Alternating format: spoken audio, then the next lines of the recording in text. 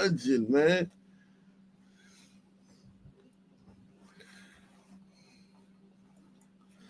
Live from the Melungeon Dungeon. We in the Melungeon Dungeon, y'all.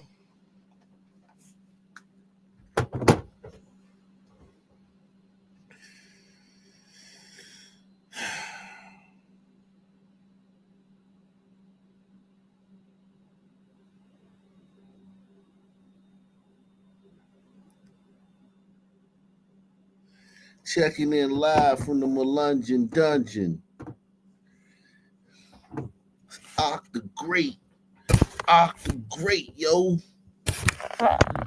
Yo, Ock the Great.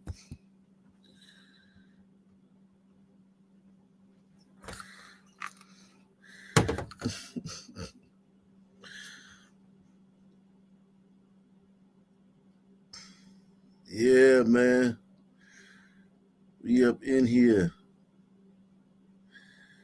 Let's see how we gonna do this, man.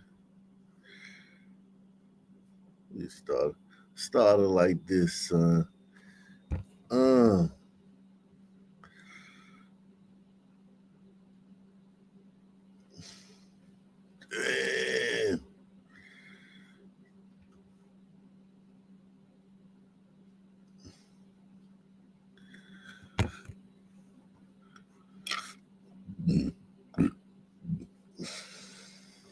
Fox 5 is in Loudoun County. 2 men in custody after a road rage shooting that happened earlier in the week. And tonight we are learning the suspects aren't even legal in the United States. Nana St. Tubonzu is in Sterling with the very latest. Guys, good evening. Loudoun County Sheriff Mike Chapman confirms that the 2 men involved in the road rage shooting on Tuesday here in Sterling are undocumented. Now, on your screen is 34-year-old Aldo Rivera and 29-year-old Jimmy Madrid, who both live in Sterling. They were arrested by detectives shortly after the shooting on East Maple and South Lincoln Avenues. Now, the Loudoun County Sheriff's Office says around 9:30 in the evening, they got a call to this residential neighborhood about shots fired into a car that had a driver and passenger inside. Again, detectives believe this is a road rage incident where Rivera and Madrid allegedly shot into another car multiple times. You did all that to come over here. You did all of that to come over here for a better life. You riding around with a gun on your lap, acting tough in traffic. Out in the suburbs.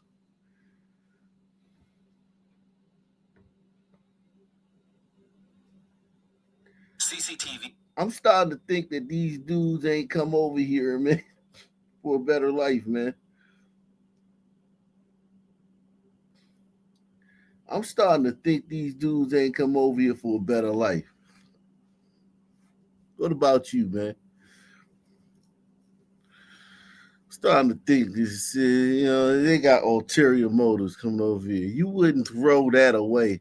You here in America, man. You in America. You made it. You here. You was born at the right time. You ain't had to marry no fat white chick to get a green card. All you had to do is walk across the border. You here, land of milk and honey. You riding around with a gun in your lap, acting tough in traffic. Threw it all away. Stupid, dummy, idiot.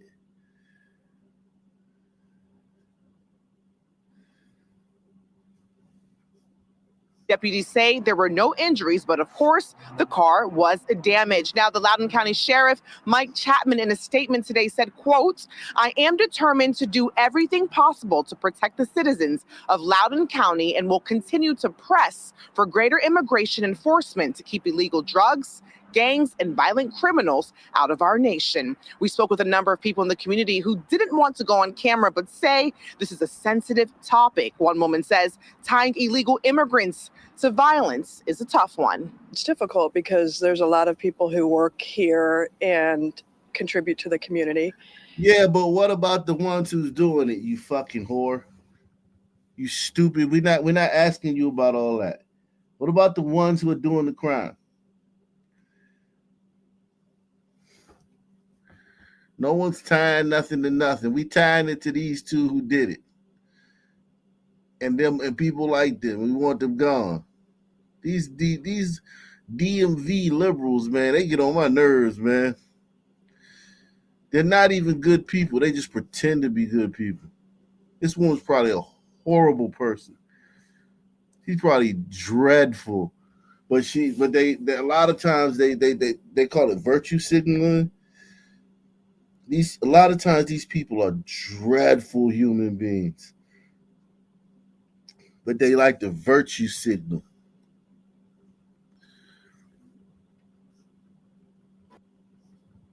One woman says tying illegal immigrants to violence is a tough one. It's difficult because there's a lot of people who work here and contribute to the community in Herndon and Sterling and Loudoun County in general. But there's also an issue with illegals coming in and committing crime, and something needs to be done. But it has to be done in a rational way. There's a lot of families that are trying to get out of terrible situations in their country, and they come here to Shut up. These families ain't trying to. A lot of families trying to. They need to go build their country. Go build their country. We can't run. We're Americans. We got to fix our country. That's why we voted for Trump. You notice how we fix our country?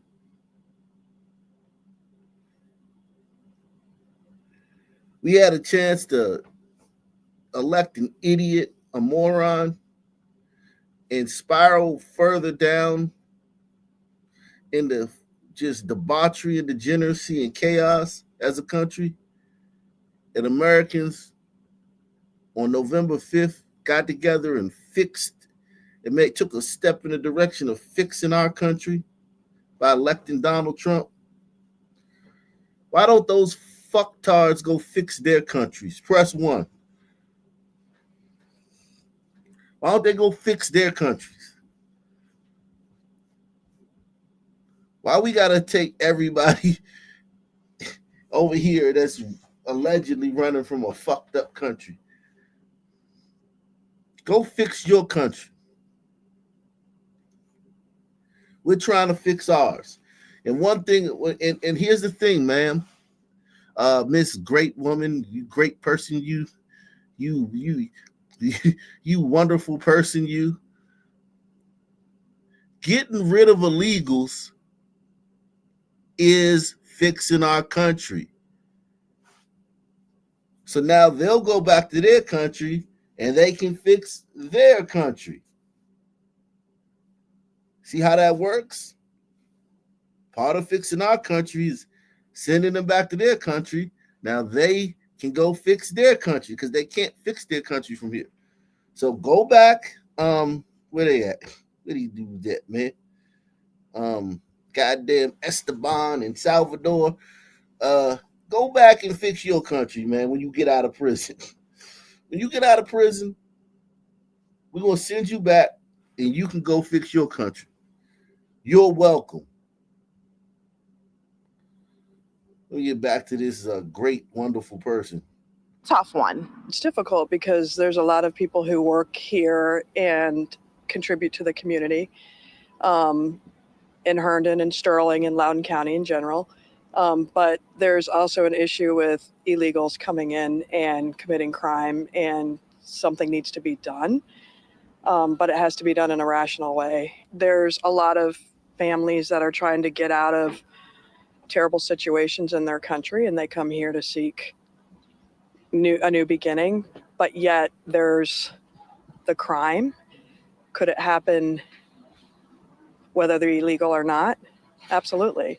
I struggle with that one. Now, guys, we're told Rivera and Madrid are being held in a Loudoun County detention center with no bonds. We also reached out to ICE to get the status of these two suspects, and we're waiting to hear back.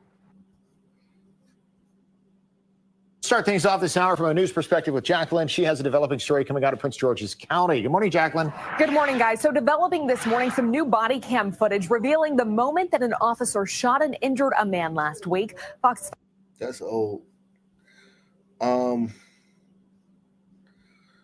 going to begin here at 4:30 with a search for a man who stabbed a store security guard. Police now releasing new video, hoping to track down the suspect. This is the new video showing the stabbing outside a Save-A-Lot store in Nicetown on Wednesday. Detectives say the security guard had asked the suspect to leave. He refused, pulled out a... Oh, man. He doesn't watch the show, man. This security guard doesn't watch the show, man. That's why I tell you guys, share, man. Are y'all sharing these videos, man? Let me ask something, man. Let me ask a question, man. You know what? I need to do a poll, man. Need to do a poll, man. I want to know how many of y'all ever share these videos, because y'all getting people hurt, man. This blood is on y'all hands, man. Whenever something happens like this, man, this is I'm putting this on Arc Nation's hands, man. This blood is on your hands. This blood is on your hands, man. Because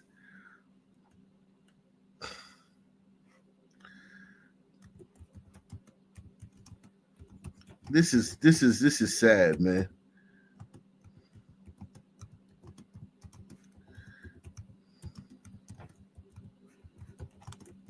This is sad, man.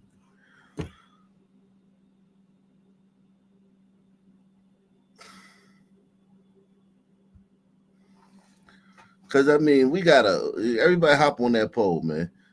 This dude this didn't have to happen. This is the new video showing the stabbing outside a Save-A-Lot store in Nicetown on Wednesday. Detectives say the security guard had asked the suspect to leave. He refused, pulled out a knife, and stabbed the guard. Action News reporter Katie Castro joining us now live outside Northwest Detectives in Logan with the details. Katie. Yeah, Brian and Sarah, police are continuing to look for this man. We spoke with residents in the area today, and they are hoping that this man has a conscience and turns himself in. Take a good look at this man. He's caught on surveillance video stabbing a security guard outside the Save-A-Lot store Wednesday at 4424 North Broad Street. Sort of a stabbing, 4424 North Broad.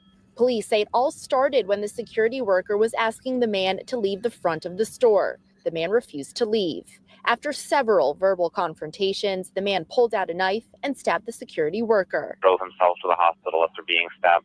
People who live in the area say they aren't surprised by his brazen action. Sad, because the way the world is today.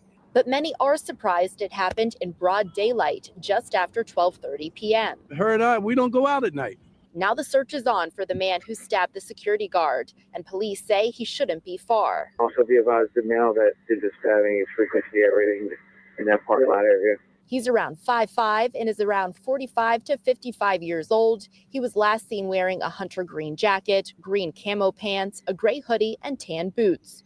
Residents say they are fed up with the violence. It makes no sense.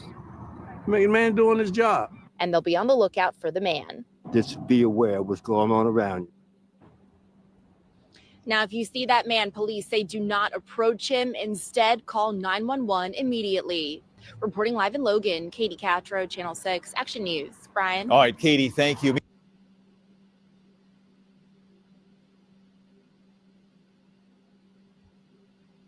In October, we told you about a man arrested for assaulting a Richardson ISD bus driver on a bus that was filled with children. Fox 4 has now obtained the video from school bus cameras that shows what happened. Fox 4's Lori Brown is live in Richardson. Lori. Clarice, the man charged in the school bus driver assault is still in custody on $150,000 bond. Turns out at the time of the bus driver assault, he was out on probation for assault with a deadly weapon. This is where Danny Sinko finds peace, handcrafting violins. And it took me 4 years to do this. It's a hobby the geologist turned school bus driver picked up from his father. When I go back there and work on wood, and you save a lot of money from going to a head shrink that way too, okay? Yeah, it's definitely a therapy. It's an escape that became even more important after a harrowing day on the job, February 1st. Fox 4 obtained this video from an open records request with the Dallas Police Department. Cinco says the ordeal started on Skillman Street, just north of 635 in Dallas. He says kids were in the aisle having arguments with each other while the bus was in motion. And by protocol, I had to pull over and call in for backup for the police, because if I can't drive safely, I have to pull over. Soon after pulling over, a man started pounding on the door. You know, I didn't know who he was. I'm not going to let him on board with children on board. After alerting the school district to call police, he pulled forward to one of his stops. He actually grabbed on the door and pulled it apart like that, which I didn't know you could do. Get off my bus! Get off my bus! I had 2 seconds to react. What was going in my mind was defend everybody on board the bus, protect everybody. Basically, I was trying to push him out with my foot, out of the door with my leg. And I used my left leg, which was a mistake, and he grabbed onto my left ankle and pulled me down the stairs out into the sidewalk. Cinco suffered extensive bruising to his leg. I weigh about 225 pounds, and if you grab somebody by an ankle and pull them like that, it's going to injure you. Cinco managed to get back on the bus. You can hear screams from children terrified at witnessing the assault. The suspect, Corvonta Brooks, left and then...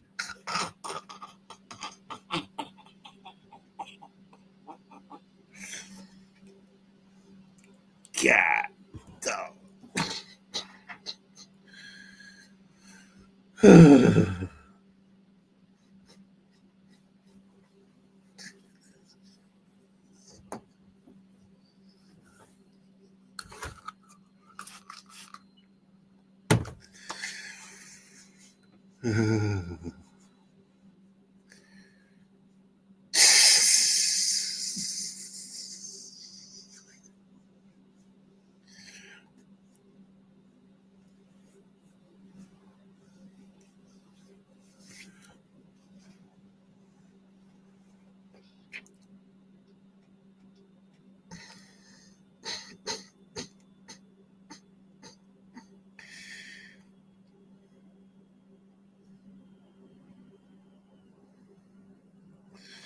Nah, man, I ain't got no pair of jeans like them, bro.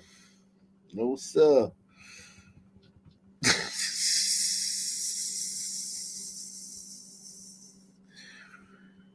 This nice fella, man. This white guy this is racially motivated, man. He did this because he's a racist.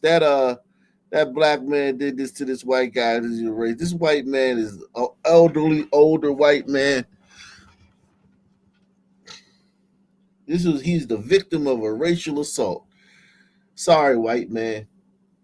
The sidewalk. Cinco suffered extensive bruising to his leg. I weigh about 225 pounds, and if you grab somebody by an ankle and pull them like that, it's going to injure you. Cinco managed to get back on the bus. You can hear screams from children terrified at witnessing the assault. The suspect, Corvonta Brooks, left and then came back. I was able to take a really clear picture of his profile with my camera. 7 months later, that photo helped police identify Brooks on social media. Anybody who could do that to a bus driver in front of children should not be walking around. Cinco is still a bus driver, but now works for a different school district. Any negative in life, you can take a positive. It's a philosophy that also helps Cinco make violins. A violin is made out of 2 types of wood, maple and spruce top. It's called the Lucky. Brooks' court hearing for the felony assault charges as well as the probation violations is set for January 7th. Clarice. So they got room at 201 for these moms and dads that don't discipline and raise their children. A Memphis mother locked up at 201 Poplar charged with contributing to the delinquency of a minor. Now the charge comes on the heels of her 14-year-old son facing charges for allegedly stealing a car parked outside of an East Memphis restaurant. Let's go to Fox 13's Dominique Dillon live from Char on South Highland Street. So Dominique, that teen you found out was caught on camera committing this crime. We've seen the video. Yeah, Daryl, we first reported on the incident back in September, and we even provided surveillance footage of the incident as well, so that hopefully someone would recognize at least one of the suspects. And Memphis police say someone did, the suspect's mom.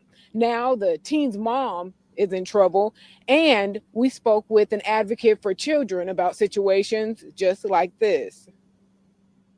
I don't have no sympathy for the parent being incarcerated. They should lock up a lot more of them. Candace Fuqua is. That's what's up, man.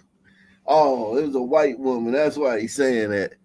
If this was a sister, would he be saying this, man? She a goddamn mud shark. Okay. Being incarcerated, they should lock up a lot more of them. Candace Fuqua is behind bars charged with contributing to the delinquency of a minor, her own son. Memphis police say her charges stem from a crime her 14-year-old son allegedly committed in September. You teach the child in the way that they should go. They're not gonna tear it too far from your teaching. Memphis police say Fuqua's son was caught on camera with two others stealing a car from outside the Char parking lot on a Sunday afternoon in September. Police say they tried to pull the suspects over, but they got away. But not for long. MPD. Her Melungeon son, man. She had a little Melungeon, man. She made a Melungeon, man. Like she getting locked up, man. Is this the cold toe, man? She made a little Melungeon, and her little Melungeon, her little Melungeon actually gave her the cold toe. Usually they get the cold toe from the sun man. She got the cold toe from her little Melungeon, man.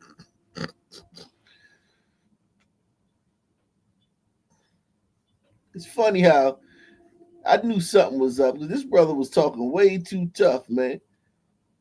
I was like, man, damn. I was like, yeah, brother, that's how you talk, man. Tell these parents. And then there's a white goddamn mud shark, man. He talking about a damn mud shark.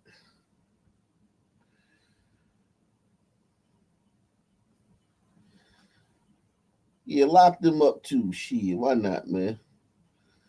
Why not? Make sure y'all sponsor the show, man. Support the channel, guys. It's a Friday night, man. We should get some support tonight, man.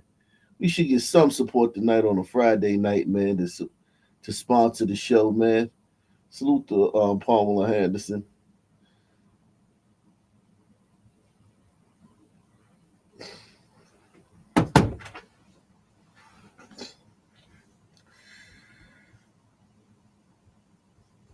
Carry too far from your teaching. Memphis police say Fuqua's son was caught on camera with two others stealing a car from outside the Char parking lot on a Sunday afternoon in September. Police say they tried to pull the suspects over, but they got away. But not for long. MPD posted an image of one of the suspects on social media. The affidavit says Fuqua sent her son the image and followed with a text that said, "Get that stuff out of my house." But the jail, to me, I don't know if it's going to help, but she's going to get the message. Somebody needs to teach somebody. And I guess sending her to jail may just teach her a lesson. That you don't let your child come up in the house with somebody else's property. And that's not all the bad stuff the Memphis Police Department says that teen mom allowed her son to do. Coming up on Fox 13 News at 6:15, we'll share a few more text messages that explain another reason this mother landed behind bars. Daryl? Fox 13's Dominique Dillon live tonight. Thank you, Dominique. One Memphis woman has some... Wow. Wow. You now to the latest on that brazen shooting death of the United Healthcare CEO. Police now saying the person of interest in that case has actually left the city. All right, Richard Giacobbe live in Central Park with more on why the NYPD is saying that and the rest of the day's developments. Richard. Well, Steve, Natasha, investigators have spent the past 2 days going through hours and hours of surveillance footage from subway stations to Port Authority bus terminals and even private cameras. It has led them to reveal tonight that they believe that suspected killer's manhunt now expands out of state. The accused killer of that United Healthcare CEO left New York City on a bus, according to the NYPD, days ago. And this is how they're looking at it. To try and nail down who this person of interest is, the NYPD spending much of the late afternoon here in Central Park looking for what could be the alleged killer's backpack. A likely tip called into cops that he may have dropped the backpack shortly after the murder. More than 100 officers have been on foot looking through bushes and leaves and climbing over giant rocks while drones fly above, pinpointing areas that may be more difficult to access. NYPD Commissioner Jessica Tisch says that the suspect got all the way to West 86th and Central Park West with his bike. He loses the bike and hops in a cab that took him up to 178th and Broadway. This was on Wednesday, right after the murder. That's a Port Authority bus center at 178th and Broadway, where interstate buses travel to and from New York. Investigators say they have video of the suspect going into the bus terminal, but he doesn't come out, which leads them to believe the alleged killer got on one of those buses. We had them getting on a bicycle and riding into Central Park. We then later pick him up on 77th Street, exiting the park on Central Park West, still with the bicycle. Eventually, we have him on 86th Street and Columbus Avenue, walking. He loses the bike. And then from there, we have him in a taxi cab. And the taxi cab takes him up to 178th Street and Broadway, which, as we know, is a Port Authority bus center. Those buses are interstate buses. That's why we believe he may have left New York City. Do you know what bus he got? That's NYPD Chief of Detectives Joseph Kenny. We've obtained this video tonight of the alleged killer. They did mention there that he exited the park, still on his bike. This is video from West 85th on Wednesday. You could see him riding on the bicycle without his backpack, and that's why it makes sense for cops to be here in Central Park tonight looking for that backpack. They believe he dropped it. Now, we are obtaining these exclusive photos we're going to show you tonight of a brown shopping bag. It's being guarded by NYPD. Sources tell us that this bag contains clothing. Cops are now investigating whether they can connect this to this case. Experts have called this suspect methodical and clever. But everyone makes mistakes. It's up to investigators to find those mistakes. And it's likely that all of these tips, they've been flooded with tips. One of these tips led them to find that he went to that bus terminal and left out of state. So much to this story that will continue into tonight and most likely into the weekend. We're live in Midtown tonight. Richard Giacobas, Fox 5 News. Steve, Natasha. All right, thanks, Richard. Police looking for a suspect who almost hit an officer while trying to. Right, and that was some of the Fox 5 New York coverage that we wanted to bring to you right here on Live Now from Fox. We are getting some new sound in from the NYPD commissioner talking about where this suspect could possibly be, and they're now thinking that he left New York City. Let's listen in on Live Now. We have reason to believe that the suspect or a person of interest may have left New York City. And so we want to get the photo out to a national audience. And we want all your viewers to take a good look at the photo. And if you recognize the person in the photo, call 1-800-577-TIPS. Our investigators, our detectives chase down every lead that we get, but we need your audience to help us out and let us know if they recognize the person. I'll also say, if you see the person on the street, don't call that number, call 911 because the person could be armed and dangerous. Well, just from looking at the video cameras that we've been doing, is we were able to track him all the way from the incident location itself, and eventually we have him entering the Port Authority bus terminal at 178th Street and Broadway. As we know, that's an interstate bus terminal, so it's our belief we saw him go in, we didn't see him come out, so it's our thought that he got on one of those buses, and we're running that down now. Yeah, we believe he was here for about 10 days, but we have that bus leaving the same morning, him going up to the Port Authority terminal the same morning of the incident, approximately an hour afterwards. All right, that is some new news in this investigation that continues to be a major story out in New York City, as well as everyone hit the like button, man. Smash the like, man.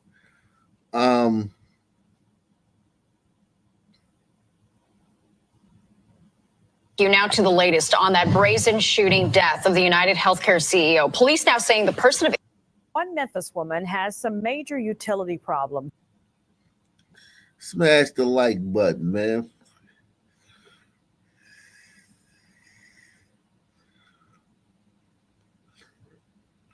Excuse me.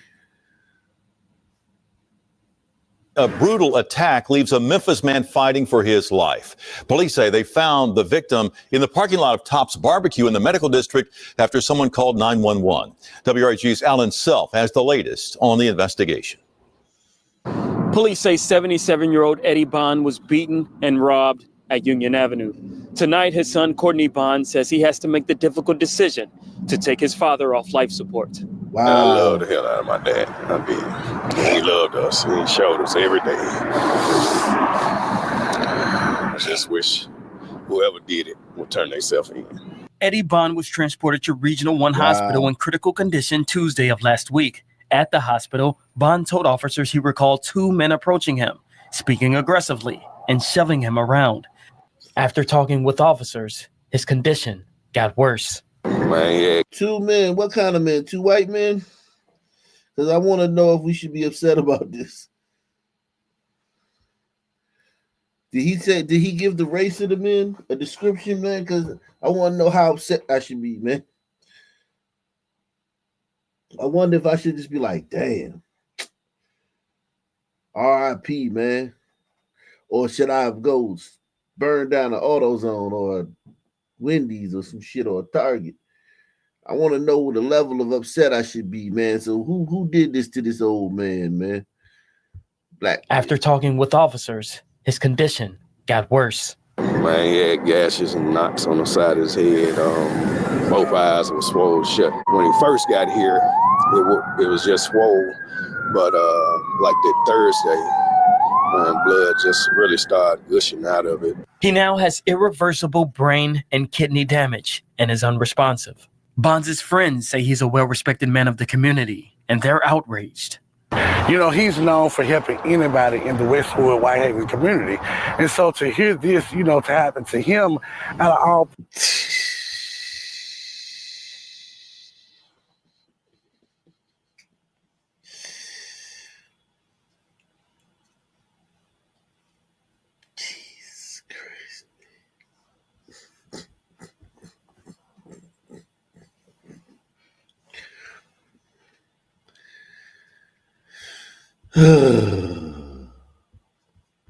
anybody in the Westwood Whitehaven community. And so to hear this, you know, to happen to him out of all people, this is really sad because, you know, 77 years old. I mean, who just walking around attacking elderly people like this and nothing is being said, nothing is being done. And hey, hold on, what you say? Them? What you say? Them? What did you say? Them? And nothing is being said, nothing is being done. And nothing is being said, nothing elderly people like this walking around attacking elderly people. I mean, who just walking around attacking elderly people like this? I mean, who just walking around attacking elderly people like this? I mean, who just walking around attacking elderly people like this? I mean, who just walking around attacking elderly people like this? And nothing is being said, nothing is being done. And his grandchildren traveled to Memphis from Chicago to say goodbye to their beloved grandfather and sending a message to his killers. Just turn yourself in. Give it up. You can't run. You can't hide. Just give it up. Hey. Turn yourself in, please, because you wrong. You wrong. Anybody that would jump on a man like that, I believe in God, and God got a plan for them, and karma will come back your way. So far, police have a very vague description of the suspect. Bonds' son tells us police are now investigating this as a homicide. For your news leader in the medical district, I'm Alan Self, WREG, News Channel 3.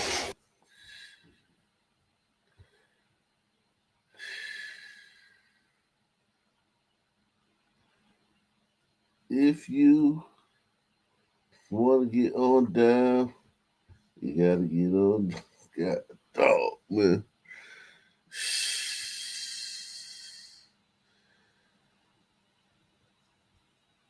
An alleged fraudulent car insurance scam targeting used car dealerships and its customers now shut down by the insurance commissioner's office. Yeah, that shutdown happening months after Atlanta News First consumer investigator Better Call Harry wrote the story on the alleged scammer who is now behind bars. Well, Harry's here with more about the suspect behind the scheme. Harry? This turns out to be a pretty big story here. Investigators with insurance... Marcus Barber. Look at him. See, this is why they raising up our premiums, man.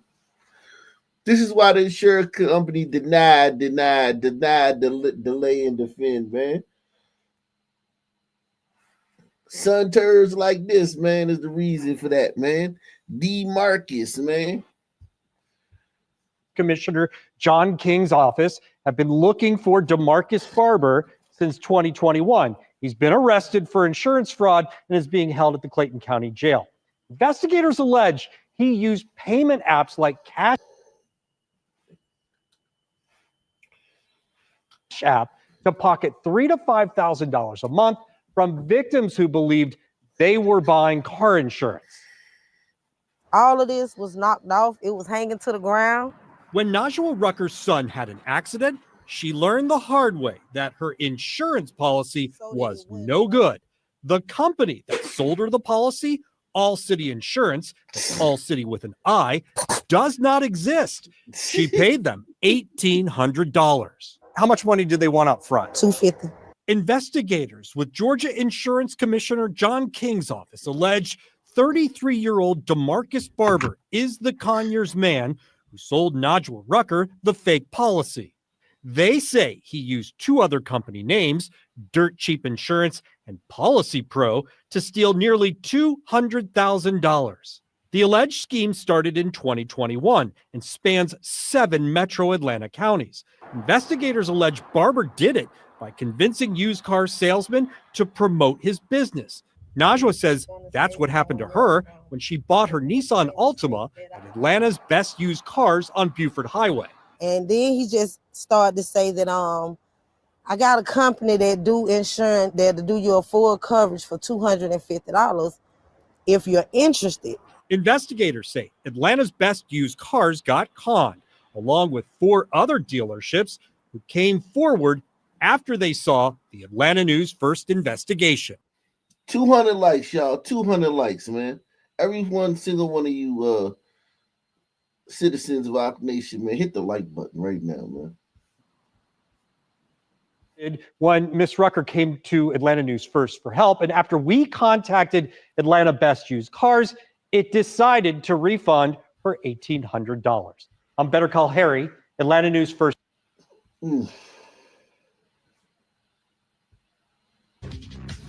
Well, in this Commonwealth and in this country, our elected officials work for us, not the other way around. Using public office for personal gain is a crime, plain and simple.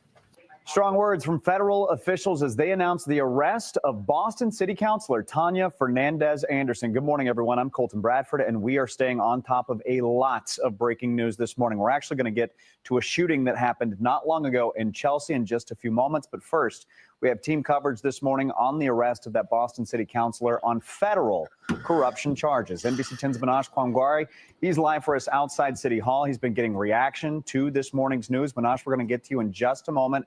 Let's begin with our Alicia Palumbo. Alicia, good morning. Walk us through these charges. Good morning, Colton. These are serious felony charges, and Tanya Fernandez Anderson is scheduled to make her initial appearance here at federal court to officially face those charges at 3 o'clock this afternoon. Boston City Councilor Tanya Fernandez Anderson arrested just after 6 a.m. Friday morning after a federal grand jury indicted the second-term councilor on federal public corruption charges. It's like deja vu all over again. Another Boston City councilor is accused of embracing a culture of cashing in at the expense of the public good. The 6 felony charges Fernandez Anderson was indicted on involved wire fraud and theft through an alleged money kickback scheme. Federal prosecutors allege the District 7 councilor hired a relative in a staff position in 2022. This was done after she had already been investigated by the State Ethics Commission and fined $5,000 for hiring 2 immediate family members earlier that year, whom she was forced to terminate. Investigators allege she denied being related to the new staff member and made her staff sign non-disclosure agreements. She lied to her staff and betrayed her constituents, all while being a strong advocate for increased accountability for public officials. Federal investigators accused Fernandez Anderson of awarding a bonus to this relative in 2023, who then in turn allegedly gave Fernandez Anderson. Salute to Mark Ishmael, man. Mark Ishmael in the building, man. Another sister or melanated or person of color getting locked up again. Politician.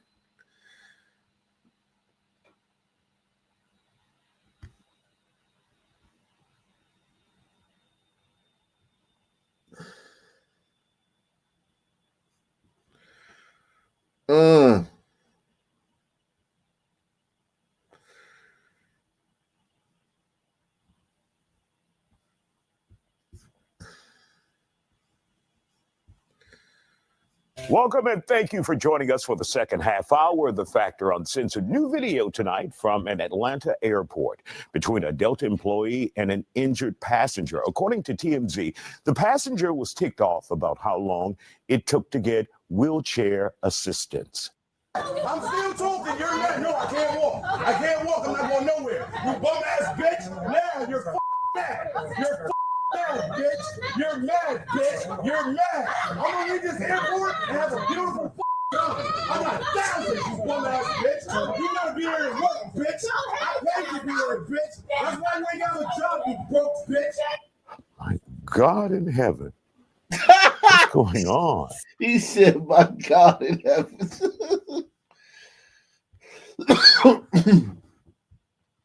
Bitch. That's why you ain't got a job, you broke bitch. My God in heaven. What's going on? Police reportedly talked to the man after the screaming match, but he was not arrested. Delta told TMZ in a statement, unruly behavior will not be tolerated. Does this incident also highlight another problem, specifically how some Black people treat other Black people on the job with a lack of respect? Joining us to talk about it, Bevan Biggers, principal of B&B Hospitality, Deanna Reese, owner of E3 Professional Services. How long before it circles back to white people? How long before the issue circles back to white people?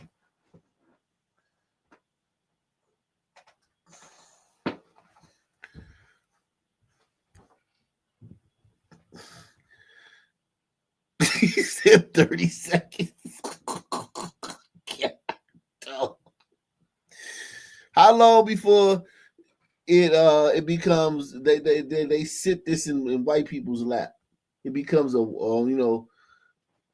problem that originates with white people. The root of the problem is really white people.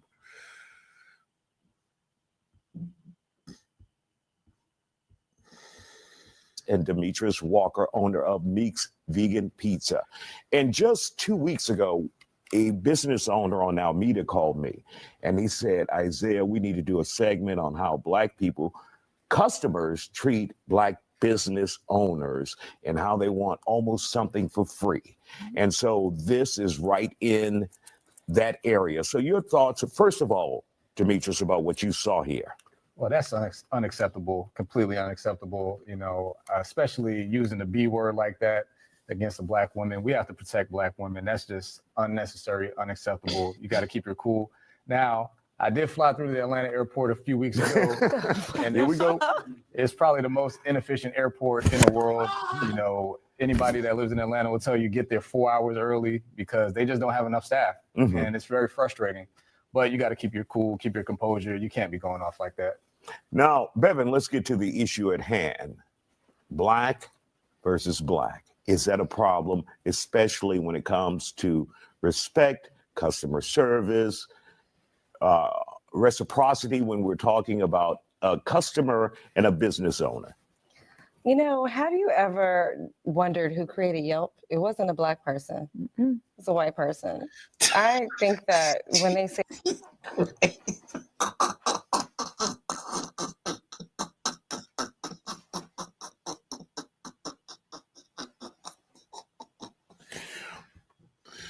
Oh, shit.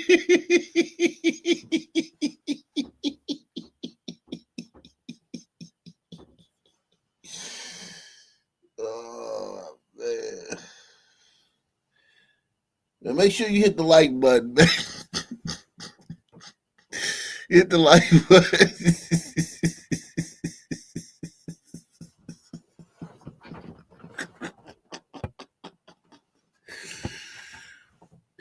Hit the like button, man.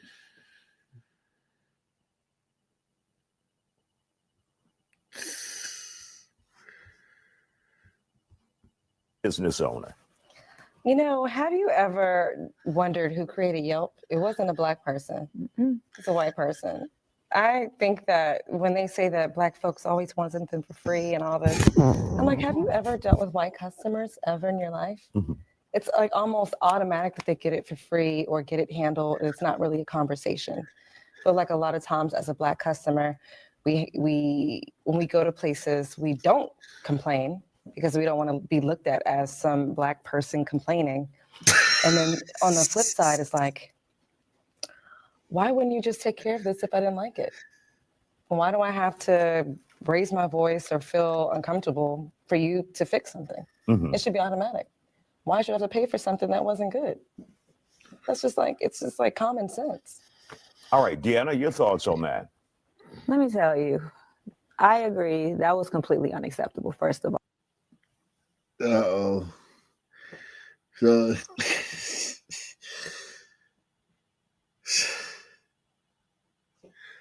come on, sister. Let's redirect it back. We talking about black people, man. Let me refresh the original question, man. Let me just play the original question once again. Specifically, how some black people treat other black people on the job with a lack of respect. Joining us to talk about it, Okay, so that's what we're talking about, guys. All right? That's what we're supposed to be talking about.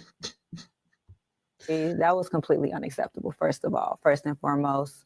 But I do want to acknowledge that as a community, we need to hold ourselves accountable to how we should be treated by other communities. So if someone else sees this and see that this is how a black employee or a black worker is being treated, how do we turn around and then try to hold someone else accountable for doing the same thing or something similar, and we're not holding our own selves accountable in these types of situations? And so it was very disheartening because that young lady, she looked like she was maybe young 20 or early 20s, like a young lady, and this gentleman could have practiced a different level of maturity in that situation. Can I say something? Go ahead, go ahead. He doesn't represent how black people are as a whole, though. Like, He this doesn't. Jesus Christ. Ma'am, yes, he does. There's enough of them. I'm tired of this shit. Every single black person don't act like that. Every single white person don't act the way she about to not all black people after saying this shit about white people. So it's not all black people act like that Negro right there, but she just said this about white people. It's a white person. I think that when they say that black folks always want something for free and all this, I'm like, have you ever dealt with white customers ever in your life? But now she comes back and it's not all black people. Not all black people act like this guy. And this gentleman could have practiced a different level of maturity in that situation. Can I say something? Go ahead. He doesn't represent how black people are as a whole, though. Like, He this doesn't. is just one of those incidents like you would see on a viral TikTok or a viral video. Like, oh my God, that's crazy. Like, just like the lady who put her finger in the ice cream, and we were like, oh, that's how COVID started. But not everybody is going into the grocery store, putting their finger into the ice cream and eating it, and that doesn't represent everybody that looks like that person.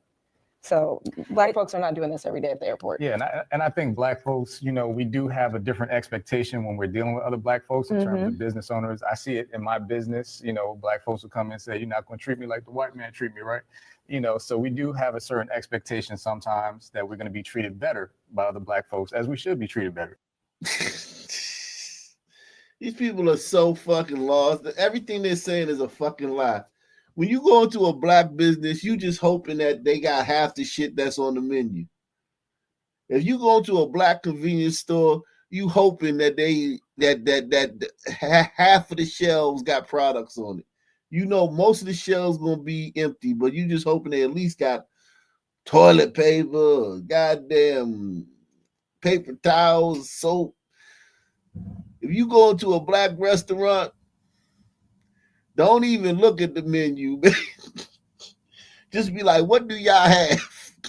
Go up to the waiter, go to the hostess and be like, what do y'all have today? And she gonna be like, well, we're out of this, we out of that, we out of this, we out of that. We got some chicken wings. Let me see. Well, nope. The fuck are these people talking about, man? These people are crazy. Folks, you know, we do have a different expectation when we're dealing with other black folks in terms of business owners. I see it in my business. You know, black folks will come in and say, you're not going to treat me like the white man treat me, right? You know, so we do have a certain expectation sometimes that we're going to be treated better by other black folks, as we should be treated better, right? You know, when dealing with other black folks. But, you know, you can't let it get out of line, and, you know, you shouldn't presume that you're going to get some special benefits specifically because you're black. And what has been your experiences when you're dealing with black customers? I would say mixed. I was just gonna say, yeah, it's kind of like a blend of both. See, she trying to bully people into saying her way. Nah, motherfucker. Let the lady talk. She trying to bully the other lady into saying what she want her to say. Experiences when you're dealing with black customers? I would say mixed. I was just gonna say, yeah, it's kind of like a blend of both. I get folks that want a discount and expect there to be a discount. And then I get folks who feel like, no, I'm gonna patronize you as a black business owner because I want to pour into the black economy in this way. And so I've seen a mix of both. So it's either somebody asking for a discount or somebody on some pro-black shit. That's gotta be fucking tiring, man. That's got to be laborious. You just want to fucking sell products. You just want people to come into the store and buy the shit and leave. You don't want one motherfucker, hey, man, hey, brother, you know, I'm a little short today, man. You know what I'm saying? You know what I'm saying? Can you hook a brother up? And then the next nigga come and he like, hey, say, brother, I love what you're doing here, man. It's a beautiful thing, man. You know, I would take my money to the white man, but I'm going to bring my money over here, man. Like, yo, just buy the shit and leave, motherfucker. Like any normal group of people. Of both. I get folks that want a discount and expect there to be a discount. And then I get folks who feel like, no, I'm going to patronize you as a black business owner because I want to pour into the black economy in this way. And so I've seen a mix of both, but I definitely feel like I want us to represent ourselves in the way we are supposed to be represented. Just across the board. Are we close to being there yet from your perspective, or do we have work to do? We in the South, so I think the experience is different down here than versus where. Why you gotta do that for the South? Sorry, it is different. And then also when we talking about hospitality, it's always black people or white people. Black people or white people. It's never like Indian, Vietnamese. Well, actually, the people that keep making black and white are you. You didn't say Indian. When you gave your example earlier, you didn't say Indian people, you said white people. Ma'am, when you gave your example earlier, you did not say Indian, you did not bring up Indian people. You brought up white people. Okay, ma'am? You know, have you ever wondered who created Yelp? It wasn't a black person. It's a white person. I think that when they say that black folks always want something for free and all this, I'm like, have you ever dealt with white customers ever in your life? It's like almost automatic that they get it for free or get it handled. It's not really a conversation. But like a lot of times.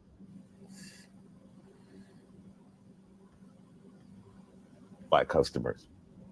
I would say mixed. I was just going to say, yeah, it's kind of like a blend of both. I want us to represent ourselves in the way we are supposed to be represented. Just across the board. Are we close to being there yet from your perspective, or do we have work to do? We in the South, so I think the experience is different down here than versus where. Why you gotta do that for the South? Sorry, it is different. And then also when we talking about hospitality, it's always black people or white people.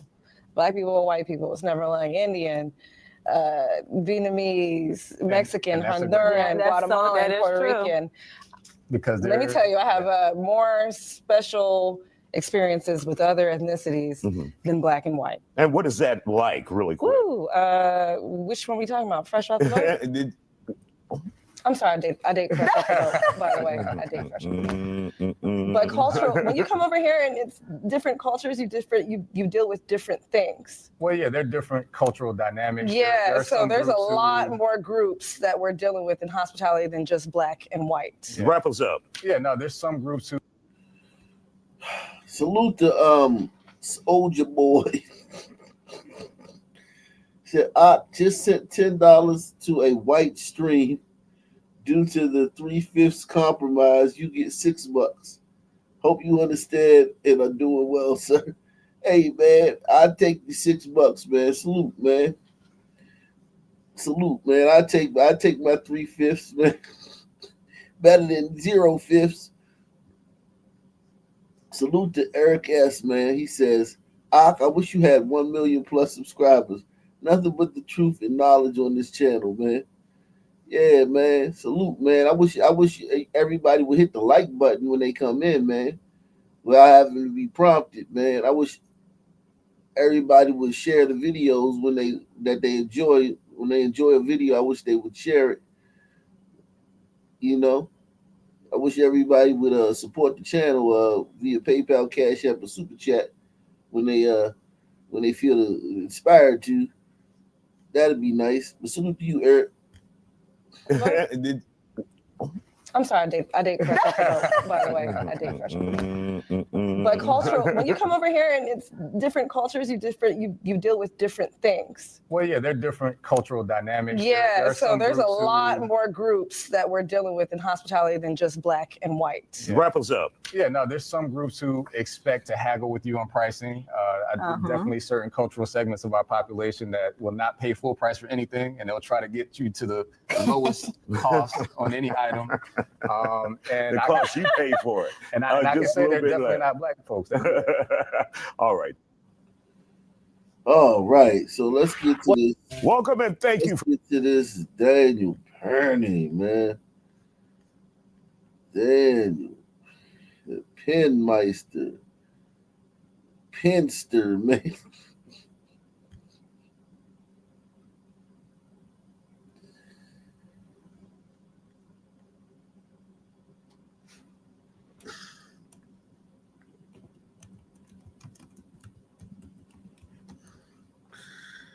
Yeah, Black BCP had a good video about this.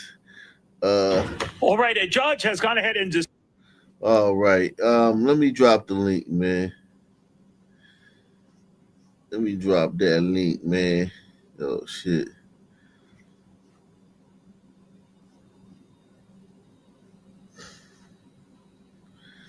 Let me drop that link, man.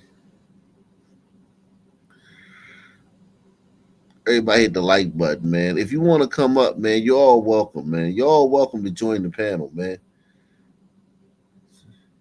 Make sure you let everybody talk, man.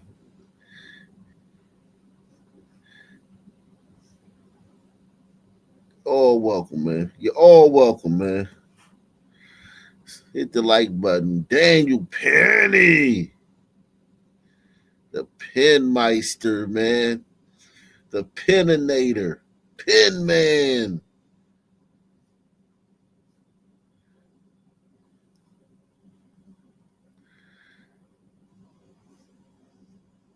Let's get it. Dismiss the manslaughter charge in the Daniel Perry trial. All right, a judge has gone ahead and dismissed the manslaughter charge in the Daniel Perry trial after the jury was hopelessly deadlocked on the issue, going back on forth on it for the better part of the afternoon. Ultimately, the judge dropping it. But, of course, it's not over. There is one remaining, and that is criminally negligent behavior on the part of Penny during that whole incident. That, of course, is in the eye of the beholder, and 12 jurors who clearly couldn't agree on the more serious manslaughter charge. Anyone's guess how they will rule when they come back on this lesser charge. Racism is still alive and kicking in America. There's no other way to view this. Everyone has looked at the case, and those among you who say that Daniel Penny is innocent have racism and bias in your heart. Jesus Christ. Damn. They just be saying anything. That's black privilege, man. Just be able to say anything like that, man. He sound like Sonny Hostin, man. That's just a crazy, man. This is crazy town, man.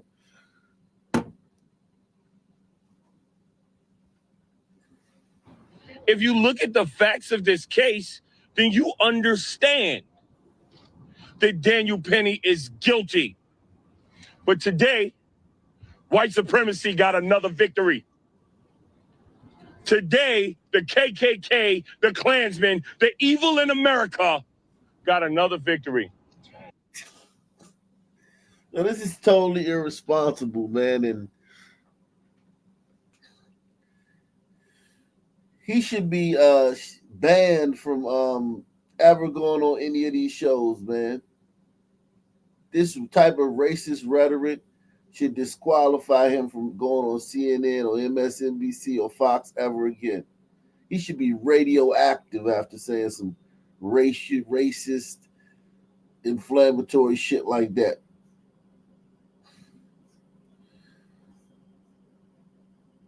Salute to the Platinum Pig, man. He says, heard it here first on Ock Nation News. Go Penny. What's your thoughts, Fisherman? Fisherman? Okay. They got that top charge dismissed. America shall continue to America and shall continue to place second-class status on black people. All right, guys, so we got to talk about the woke black activists losing their minds, crying white supremacy over the Daniel Penny trial not going the way that they think that it should go. And they're basically arguing that anybody who believes that Daniel Penny is innocent, that he's not guilty of manslaughter or negligent homicide against Jordan Neely, well, you're racist, right? You are a white supremacist, okay? If you believe that Daniel Penny is actually a hero who was protecting his fellow New York citizens from a rampaging homeless man on a train. I was scared for myself, but I looked around, I saw women and children. He was yelling in their faces, saying these threats. I couldn't just sit still. Some people say that I was holding on to Mr. Neely for 15 minutes. This is not true. I mean, between stops is only a couple minutes. So the whole interaction lasted less than 5 minutes. Some people say I was trying to choke him to death, which is also not true. I was trying to restrain him. You can see in the video, there's a clear rise and fall of his chest, indicating that he's breathing. I'm trying to restrain him from him being able to carry out the threats.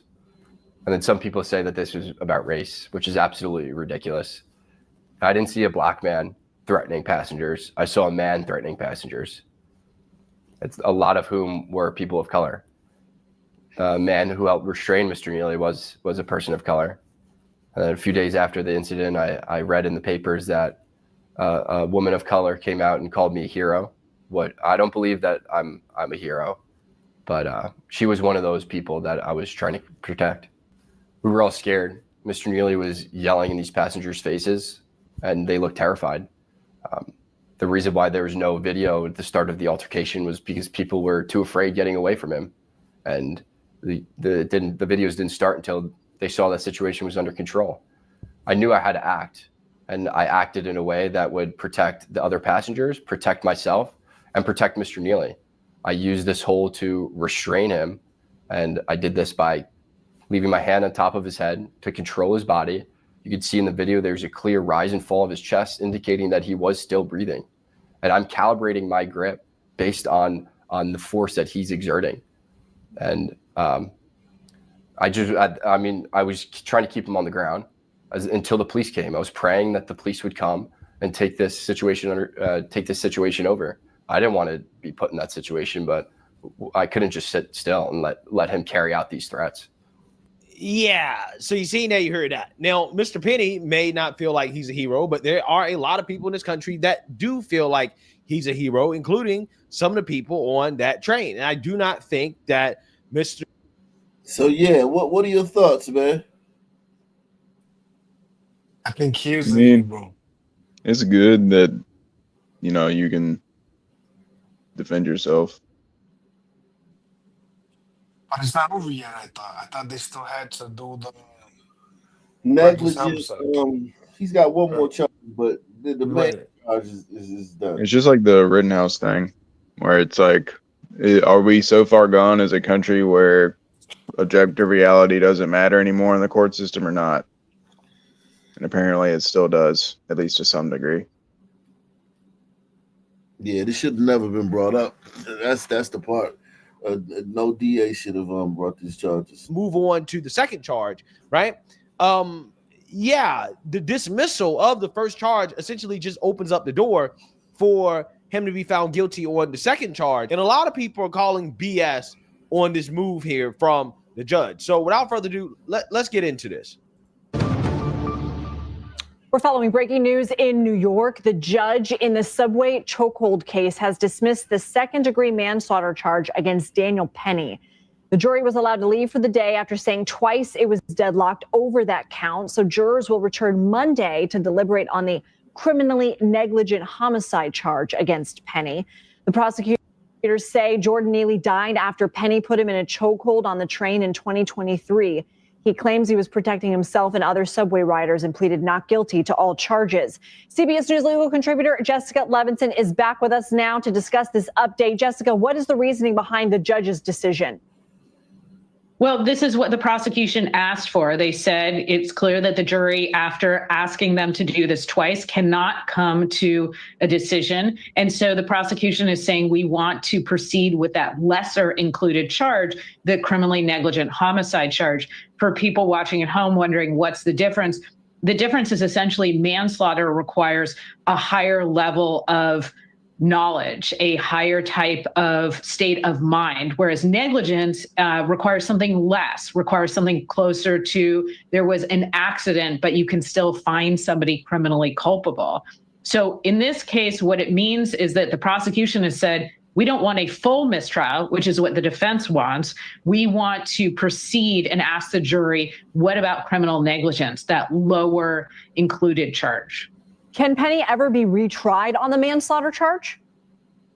I think at this point depends on exactly what the prosecution said to the judge when they said we want to dismiss this case. I think there's a difference between can they, which I believe the answer, if they decided to dismiss it, it depends on how they dismissed it, but probably not, versus will they. And I think the answer to that is they likely would not. Again, based on their willingness to move forward with the criminal negligence. I want to be clear that I think the promise here by the prosecution of we're willing to drop the manslaughter if, judge, you say we can proceed to the criminal negligence case indicates that they're not going to refile on manslaughter. Yeah, so you seen that, you heard that. Basically, what she's saying is that, well, the prosecutors said, since we cannot get the jury to decide on manslaughter, which, by the way, at the same time, they also were deliberating about the lesser charge as well, too. So they say, you know what? Well, just stop thinking about that. Stop thinking about the most serious one, okay? And just think about the lesser one, because it seems as if we're not going to get them on the most serious one, and we don't want a mistrial, right? We don't want a whole mistrial, which is what the defense wants. We want to actually just get them on something, right? We just want to get them on something. Yeah, that seems like it shouldn't be legal to, like, while the jury's deliberating, you get this, all right, scratch that, because they take it too long, so we know that they're going to probably come back not guilty. We just want to get them on this. That sounds like double jeopardy or something. That sounds weird, doesn't it? It's shady. Definitely shady. Yeah. Because if they thought they was going to get a guilty verdict, they would not have interrupted the jury's deliberations. It sounds like a prosecutor hunting for political points rather than a legitimate case. Yeah, that prosecutor's a real piece of shit too. She's a shit stain, man. She's right up here. She's from your favorite group too, man. I'm going to give you an example. Oh, of something really? that I did with a recent case. You know that? Yeah. I haven't kept up with this at all, but that makes a fuck ton of sense.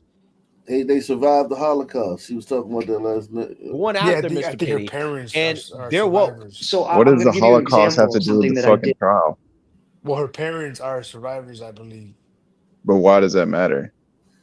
Well, I mean, she was just telling her story. Yeah, she was just talking about how I think she had But like, you identified. notice how they always do that. Yeah. It is nothing. It's a power move. It's like, just so you know, I'm a victim, so you should feel bad for me no matter what I do. They're such pieces of shit. They're human trash. Hey. Case of mine, and this has never been done in my office.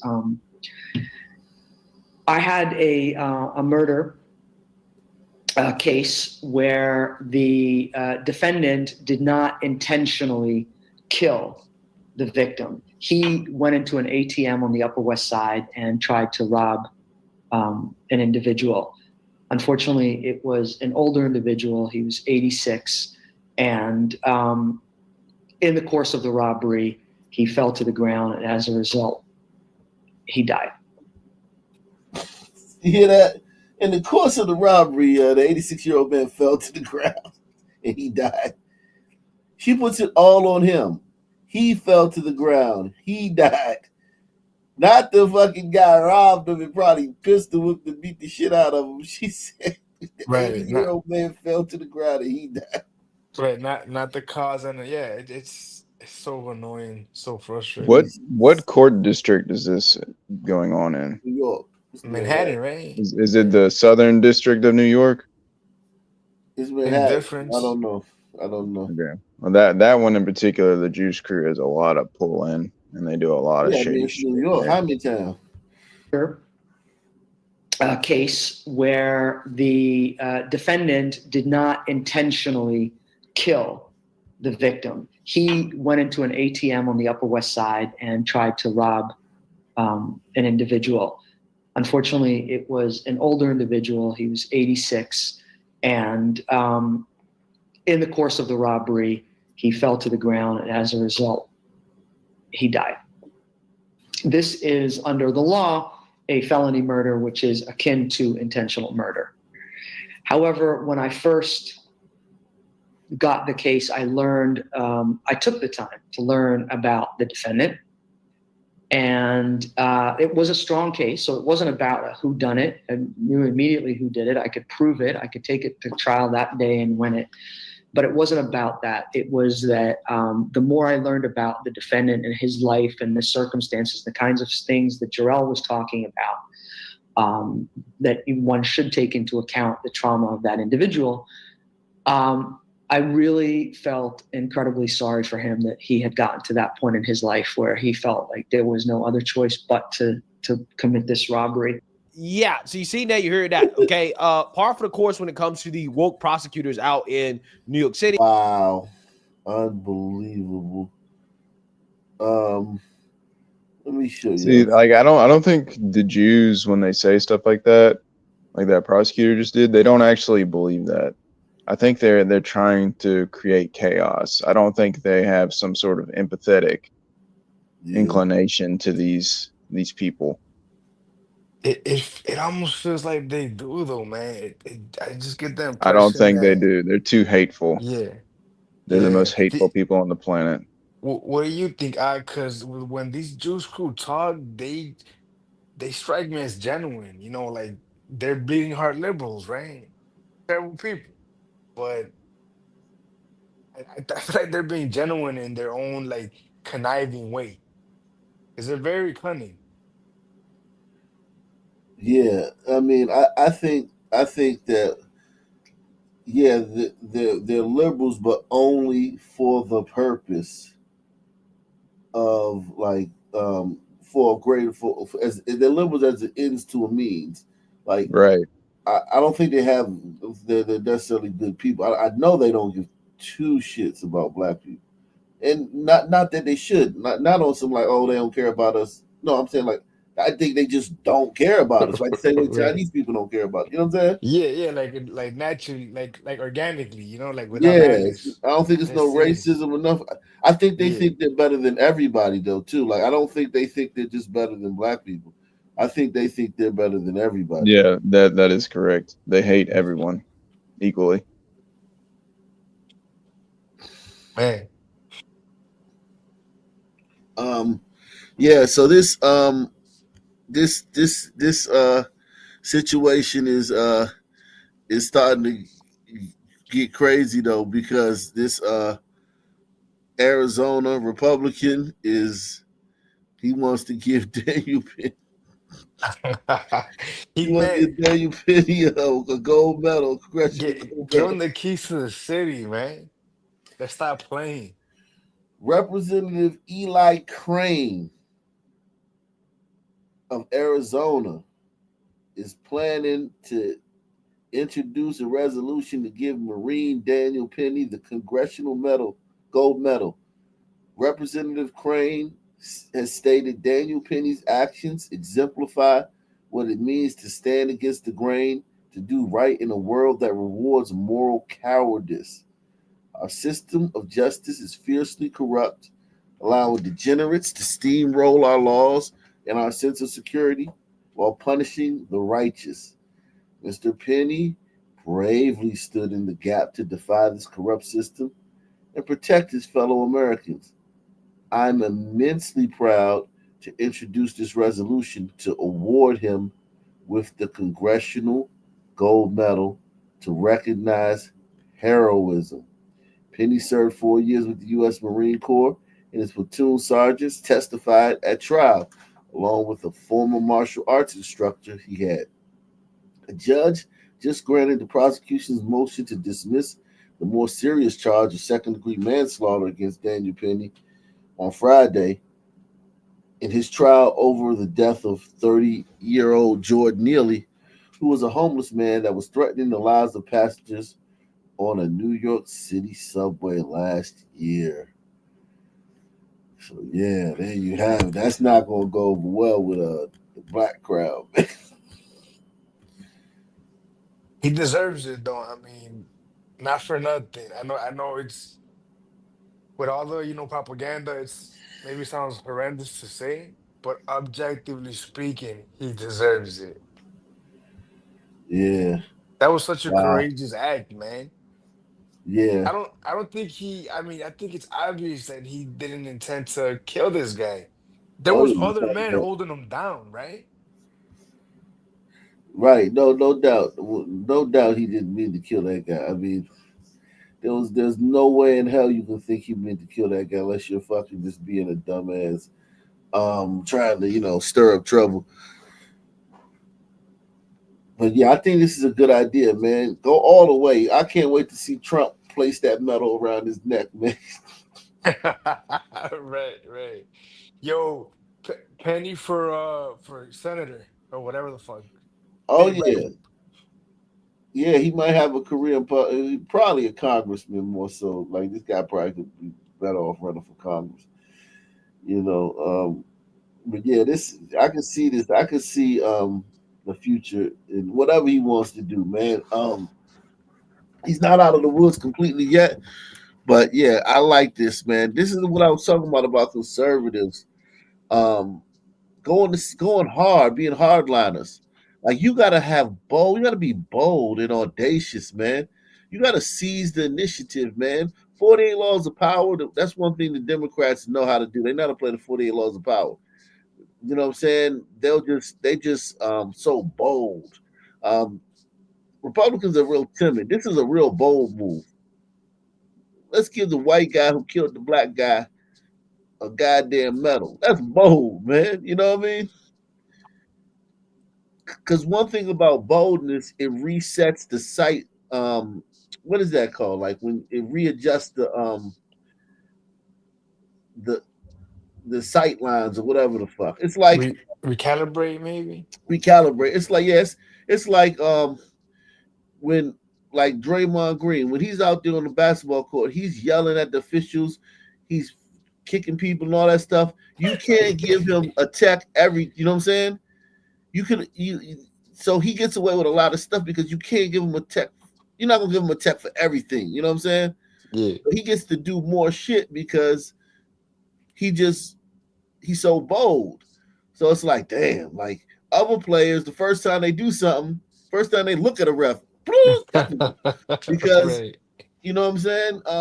It's just it's his boldness. He forces your hand. Are you gonna give me a tech in the first minute of this game, or you just gonna, or are you just gonna just, or you gonna you know, just eat it? You know what I'm saying? Like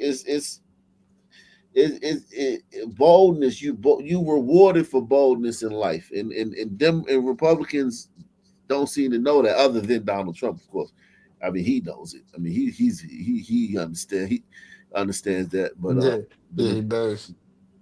The yeah, way the he majority of talks. them, yeah. I mean, well, he's been like that all his life, even when he was a Democrat. So he but yeah, most He, Republicans don't understand that boldness is rewarded. yeah. Even the way he would speak to like foreign leaders, it was kind of like almost well, it was kind of over the top, and but they responded to it well because it's kind of how you described it. Are they gonna react to everything? You know Yeah, what I mean? everything Like he does, you have to recalibrate your settings. It's like when you with your kids. Like, you know, people without kids, man, I would snatch that kid up and da, da, da, da. When you really get kids, you like, oh, you got to pick your battles. You know right. what I'm saying? Yeah, yeah. It's like when he do you remember the one time where he like shoved his way to the front of a picture? Where it was like a bunch Mm-hmm. of like leaders of in the world and he like shoved his way to the front. Yeah. Things like that, you know, or even when he said I think this applies, but when he said he will bomb the fuck out of the Middle East, that the sand would turn to glass. You got to think about it like this too. He's the president of America. Most of our leaders act like they're the president of Chile or something. Like they don't have the power. You know what I'm saying? Like they have Chile's army behind them, or they have like Uruguay's army behind them, or God, you know, he The understands, economy, yo. yeah, Yeah, he understands. Like, I'm the president of America. I'm the big dog, and he acts like it. You know what I'm saying? And yeah, he does. many of our leaders, they don't act like that in other countries. You know what I'm saying? Like with like little dink rinky dink ass armies play games with us and shit. Right. And they respond to Trump to what you're describing, they respond to it. Even when he would speak out against the UN, you know, they responded to it like, wow, like they kind of had to like fall in line, you know what I mean? Like, because he, how you described, they had to readjust to him. He forces them to, Mm. but Yeah, he does, and that's the beauty of Trump. He's a it just comes naturally, you know. It doesn't. He you don't have to yeah. teach him to do Did, these did, things. did you hear what he told the Canadian, whatever the fuck Yeah, his name is, recently about you're a fucking Canada? hat. Yo. Yeah, you're our Yeah, hat. yeah, the hat. He I'm told not him, gonna well, negotiate with my hat. Who negotiates with right, their hat? right. He pretty much said that. He could have just said that. He might as well have. It would have been nicer if he said that. You Yeah, know, like literally, like Canada literally. shouldn't exist. the There's no 51st reason for state. Canada. There's no reason for Canada to exist. Yeah, and here's the thing though, Canada benefits. Like they'll never get invaded. Think about it. As a Canadian leader, you can just walk around. You're gonna have problems, taxes, social issues. But one thing you know as the leader of Canada that you ain't never gonna have to worry about, and that's getting invaded. Because Right, ain't nobody gonna invade you as long as you are a hat. As long as you sitting on our head, nobody's gonna invade you. right. But if you look at it from Trump's like perspective, to hear him say that to him, that oh, like terrorists will destroy our economy. Like, well, you better figure it out, dude. Like, Trump, like, he must have not. He don't want to hear that. That sounds Nah, like your problem. yeah, that's your problem. Because we're already naturally taking care of a lot of your problems. Like just us being here next to you takes care of a bunch of your problems. Now go deal with the little shit. Don't call me about this little bullshit. It's just like your kids. I mean, like literally, like your kids, like you, or not even your kids. I wouldn't even say your kid. It's like you got a fucking uncle or cousin, and I've been that cousin and uncle at different times in my life, that's staying in your like den or staying in your basement and shit. And you like feeding them and like they eat dinner with your family and shit. They live in the heat. When you turn the heat on, they get the heat. When you turn the AC on, they get the AC. They got a bed. They got four walls. And it's like, can you help me find a job? Well, nah, motherfucker. Like you live here, you eat, you got all the. You go find a job, motherfucker. I can't do everything for you. So it's like, it's just that's our relationship with Canada. Like, come on. Yeah, It's just but like good. no, I mean, I was gonna say, I mean, I wonder what could Trump do with Penny. Like, he doesn't give a fuck. I don't think Trump is worried about any backlash of it, but how far would he take it? You know? Yeah. Because the BLM I crowd, think they react to it negatively off from the jump. I think you don't have to. I don't think you have to. You feel me? You don't have to. I hope he does, man. Penny deserves it, man. Yeah, And again, I think Penny will be rewarded in some way. He's gonna get like he's gonna be looked at as courageous. America's gonna acknowledge him for being courageous. They're gonna reject it, but the overall consensus is gonna be that he's a hero. Yeah. What is the word is this?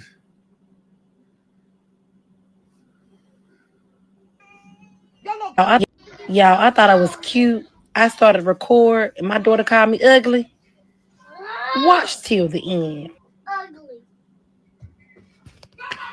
Watch your motherfucking mouth. Get the fuck out of my goddamn room. Your little grown motherfucking ass. Now you fucking ugly. Y'all, Jesus Christ. I'm telling you. Look at this shit. Look at that shit. Yikes. And then when she raises sons, she raises boys to be that. Bad news. Is this serious? Criminal investigators are looking. Is this serious? Is this serious what they're saying here? You think that they know who he is? You think that they have his identity?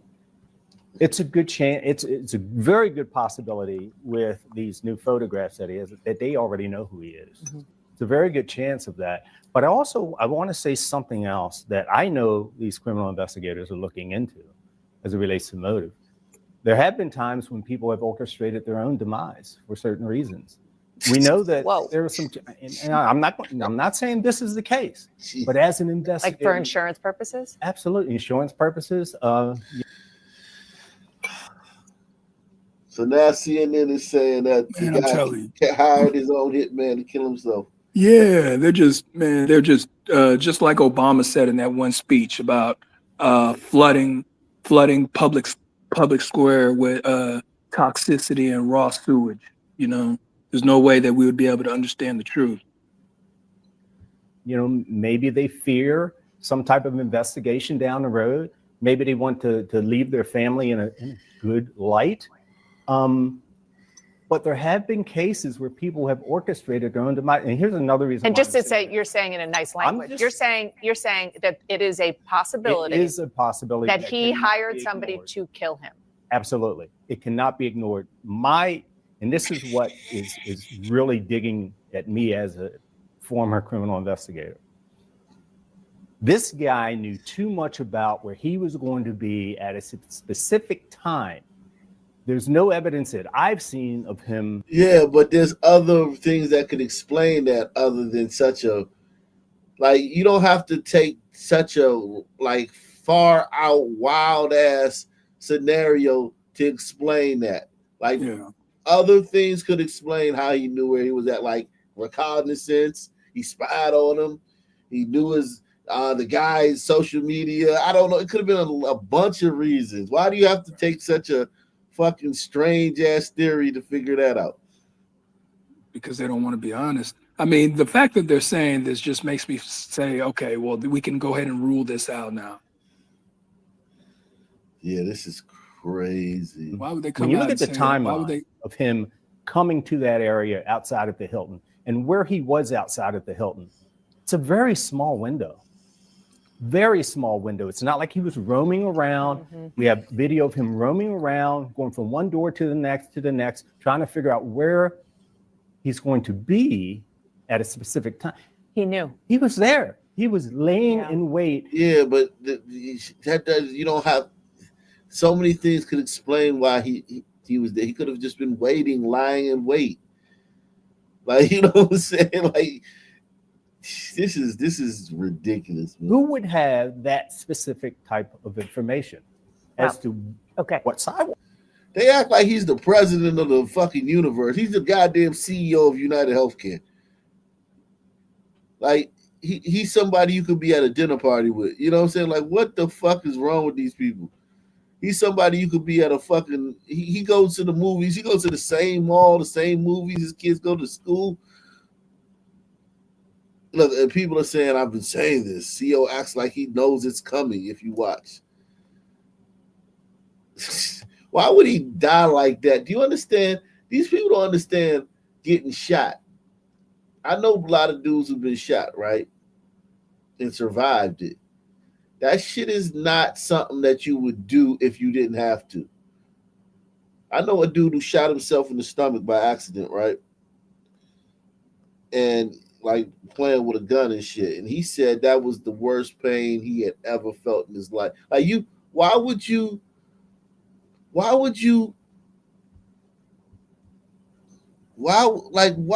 do that to yourself? Salute to Doug Chunks, man. Douglas Chunks, aka our correspondent in Alaska, Mount Rushmore, coming through once again. Salute to Douglas Chunks, man. We're gonna have to go. We you know what? We should go members only, man, in honor of Doug Chunks, man. Members only. I hope all you guys got your memberships, man. So you never know when I'm gonna do this shit, man. You never know when I'm gonna do members only. Right. I can do members only at 2. I do members only at 2, man. We're at 2 o'clock. I wait till 2 to do members only, man. But yeah,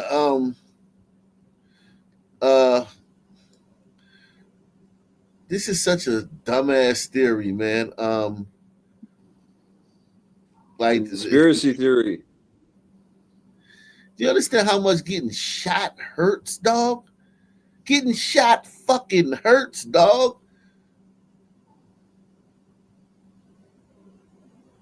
And then, like, to have somebody kill you, like, it's too many moving parts. Like, you got to know you're the CEO, right, of United Healthcare. It's going to be investigated, just like any other homicide. Why would you have him do it? Wouldn't you figure out where every camera was? Wouldn't you figure out where, all right, there's cameras there. Let's go to a dead zone where there's no cameras. He did it, like, literally right under a camera. I mean, they're probably going to put a little bit more work into that one in particular, you know? That's not just any random person.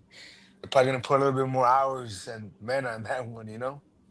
Yeah, exactly. If you want to kill, yourself, man, like, there's easier ways. I would assume, don't get me wrong, I don't know, but getting shot up and shit, like, that shit gotta hurt, dog.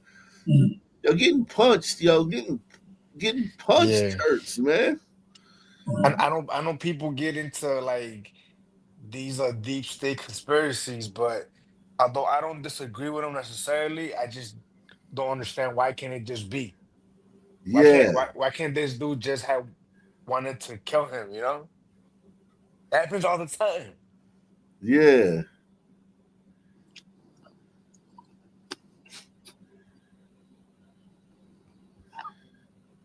Let's see what's going on. Rome. This is Rome.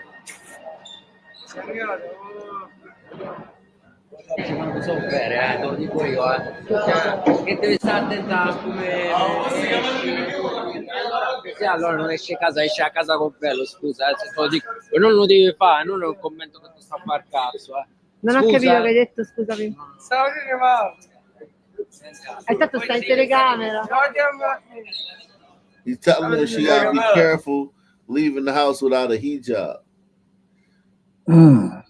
Where are they They at? in Rome. They in Rome laying it down. Hell nah. Hell nah. Damn, that's fucked up. Where the Glider Kings at, man? The Glider, where the Sicilians at with their fucking mobs or what? What the fuck they got going on? Yeah. And dredging the what's that other thing? Not the mafia, the one bigger Right. than the mafia. Yeah, yeah. Same What's the one was difference. it called? And And dredging Grata or some yeah, shit. Same some difference. shit. What's the Yeah. difference? It's a bunch of fucking grease monkeys, right? Same difference. Yeah, but they way more powerful than the mob. But yeah, this is the Vatican, man. Like where's all that shit? Like these motherfuckers is just running Russia. Ma non fai. Come vedete, non puoi girare sola. Yeah, man. I can't even imagine that, like here, you know, in America. Like I mean, I wouldn't be shocked. Don't get me wrong, but like somewhere in, you know, in Chicago, like Sandman, like doing that, I just can't see it. Yeah. Yeah, Like, it's hard. like motherfuckers will kill you over here, you know? Oh, you talking about saying that to some sons? Or I mean, just trying to like do like one of those like no-go zones where like they start enforcing like, oh, you gotta wear a hijab even if you're not like Muslim kind of shit. You know what I mean? Like they could do it to their own females, no doubt, but to enforce it on like the sisters, the glider queens, the breeders, they'll kill you over here, bro. Yeah. You gotta be careful what you say to certain people, man. Yeah.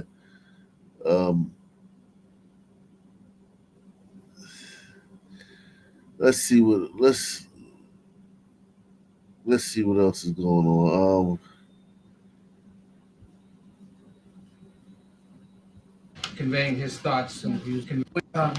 When you're sitting there at the lectern, you are White House Press Secretary speaking on behalf of the president, conveying his thoughts and views of the administration. And it's for that reason that you said on his behalf all those times that he had no plans to do what he did on Sunday. Has he expressed any regret to you directly, personally, for having put you in this position and now having to go back? Look, I understand this question, and you started off, I think the way you started off the question is basically how I feel, right? And I think all of us who work in this administration, I work for the president, I speak for the president, I comment on behalf of what he feels and thinks, and that's my job. That's my job as the press secretary, the White House press secretary, the person who speaks on behalf of the president of the United States, and standard. that's how I feel. Just the worst. Fucking. She's horrible. When you're, she's dreadful. It's like the bottom of the DEI. It's the very bottom. Yeah, she's the worst ever. She's one of the worst hires ever. There's never been somebody as bad at their job as she has been. Yeah, she's fitting though for this disastrous administration. Very fitting. Wow, look, this is women are trending more liberal, surprising. Men are trending more conservative. This is part of the gender war too. Like, yeah. Salute to Deluxe 247, aka Calrican, aka the real MVP, coming through once again. You could say we've reached an impasse. Yeah, Exactly. Men. We voted and we won. We won the election, and of course, women are women. They're the Democrat. The Democrat Party is becoming the party of women, and the Conservative Party is becoming the party of men, and that's not going to be good for women, man, because men are smarter. Men are just smarter than women, and men are natural. We're naturally, leadership roles, especially in certain situations. So I think this is good. This is very good. I love this, man. I love this, and we're gonna have to make all the decisions, which is what they're putting on us. The women are gonna put all the heavy lifting on us, which is gonna increase our power, Yeah. increase their power. Because they're gonna as they become more woke and more woke and woke, Hmm. woke, they're Yeah. gonna that's gonna be like more public assistance, more handouts, more shit that's gonna disempower them. They're gonna disempower themselves by going woke. Going woke is Yeah. begging, you know what I'm saying? All that Not to mention the attitude, like Doing OnlyFans. That Jasmine Crockett energy. She brings that bad girls club to the fucking Senate seat. It's just disgusting. yeah, and let's see. Let me see. This is good though. I think that's good. Let I the think you're right. Democrat Party be the party of women. Yep. That'll Engage. work. Yeah, I mean, of course, yeah, of course, for the gays, man. Tell us this. Jesus Christ. Um,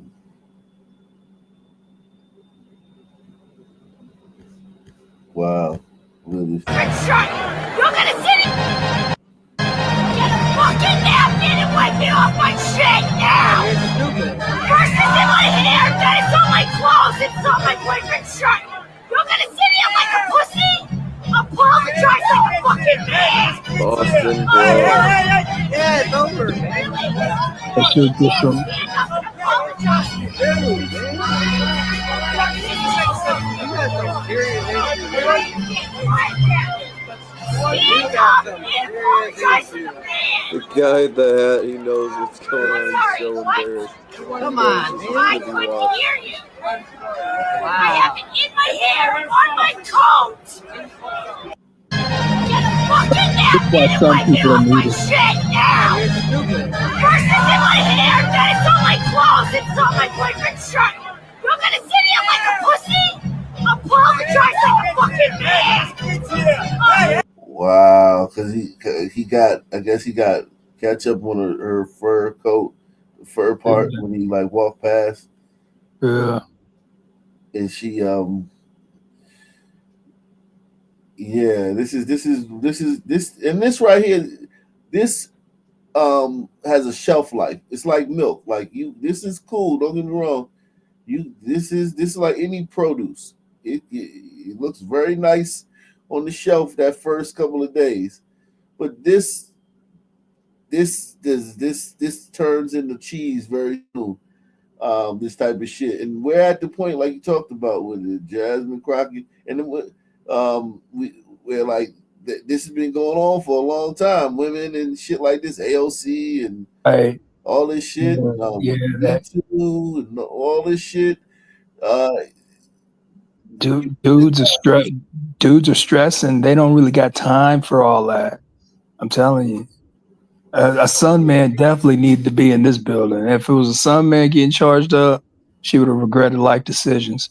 Yeah, some man would have knocked her ass down the fucking. Yeah. Yeah, it's over, man. He can't stand up and apologize! She wouldn't dare. You got some serious issues, man. Stand up and apologize to the man! I'm sorry, what? Come on, man. I couldn't hear you. I have it in my hair and on my coat. Jesus Christ. Something would have made her head spin around like The Exorcist. Yeah, some man with a fucking make sure you hit the like button. Subscribe. I gotta go do something right quick. Hold it down. I'll be right back. Some man would have opened up that pimp hand like it ain't gonna land. Made her head spin. Gorilla pimp. You know? We just saw some man punch. He punched at a woman. I don't think he hit the woman, but he hit Oh the yeah, man. we just saw that. We saw that yesterday, right?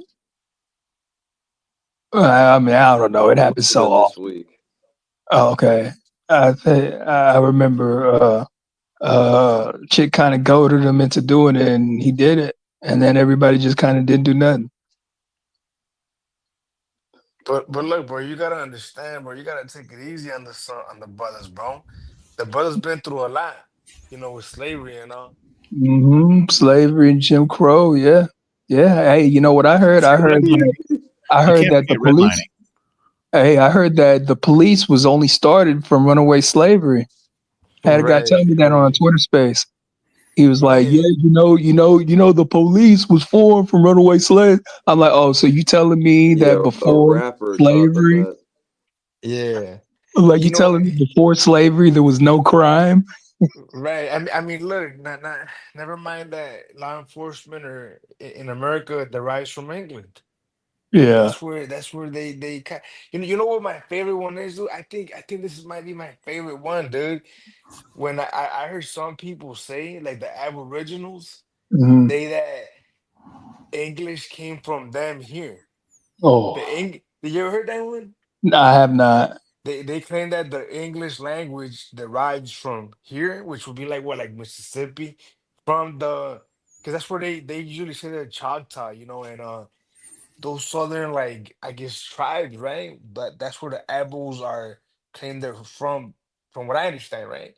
But they Yeah. say that the English language, dude, came from there from them. Yeah, that's fucking idiots.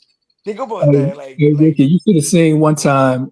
So I was on the show. It was like my first couple times being on, and Yentau was just kind of asking me questions about, what I felt about the Egyptians, just right. trying to see how Where your head if was I'm at? like one of the woke people.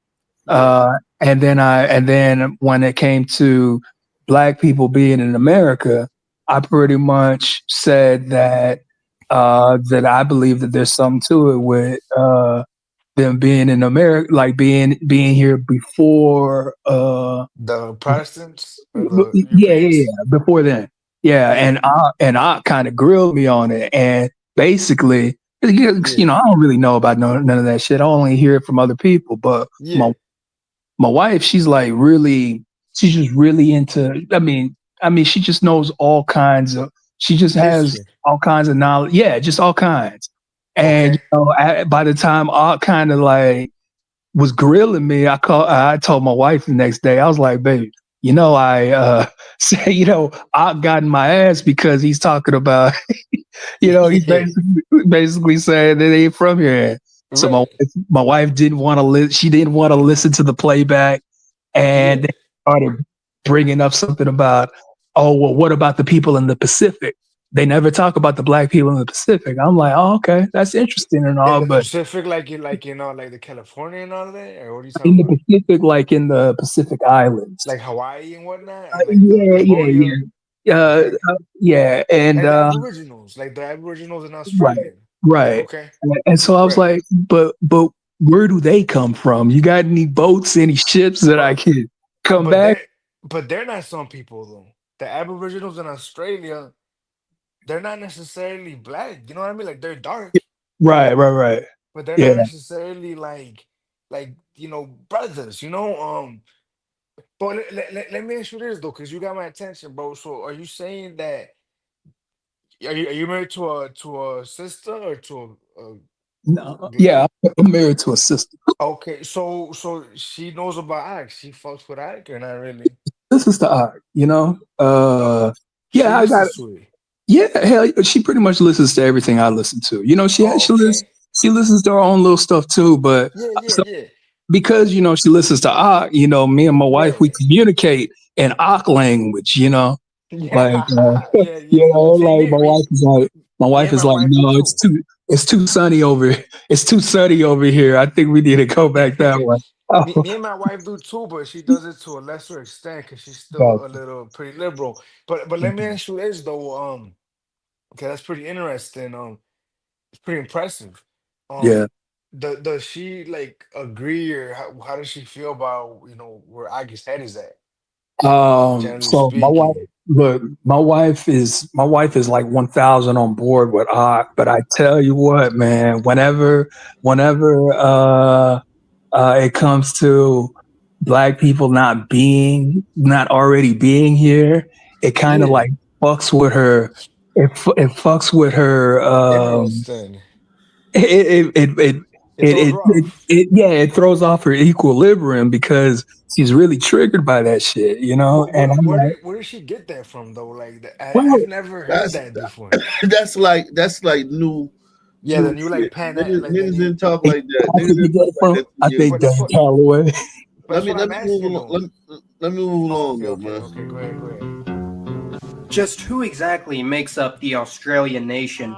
The answer to this question has fluctuated many times throughout the past 200 years and is likely to change again within our lifetimes due to the increasingly globalizing society of our planet, as can be seen in nearly every country of every continent, but especially in the Anglo world.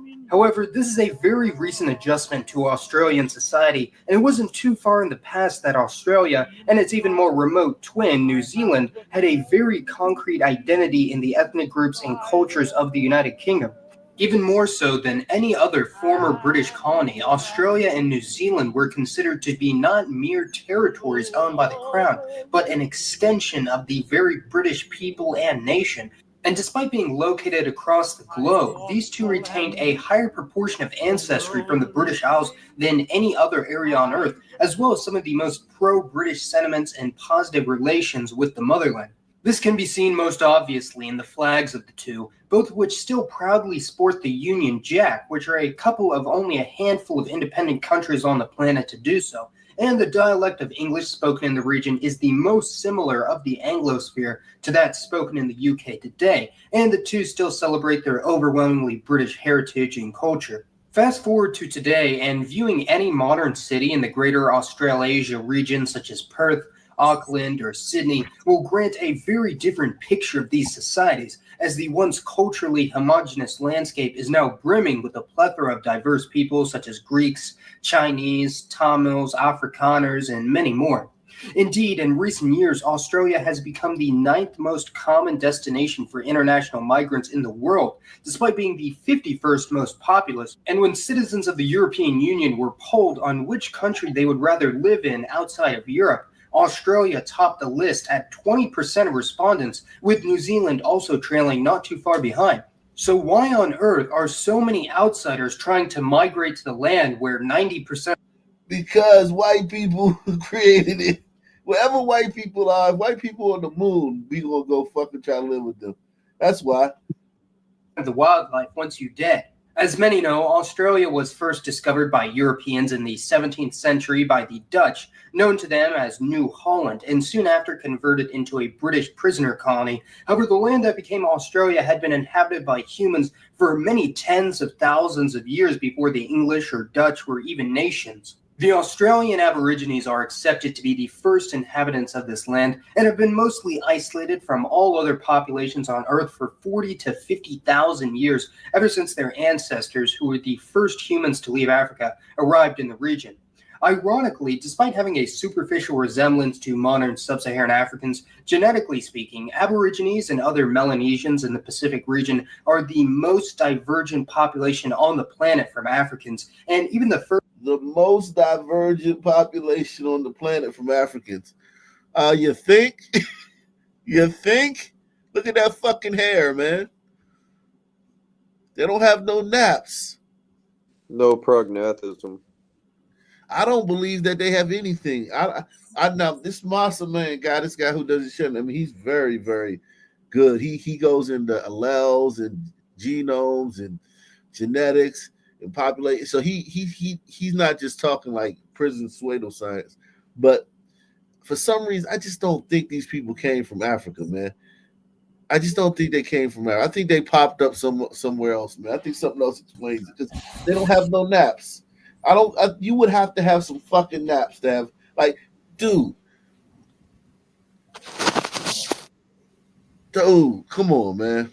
First European explorers recognized them as a distinct population. Now, I stated that they were mostly isolated because it's commonly accepted that various Asian peoples had visited Australia for some time, and around 4,000 years ago, it's believed that a small seafaring contingent from the South Asian subcontinent arrived on the western coast of Australia, bringing the ancestors of what would become dingoes. However, it didn't impact the population in any meaningful way, other than perhaps planting one of the most despised species in the entire country.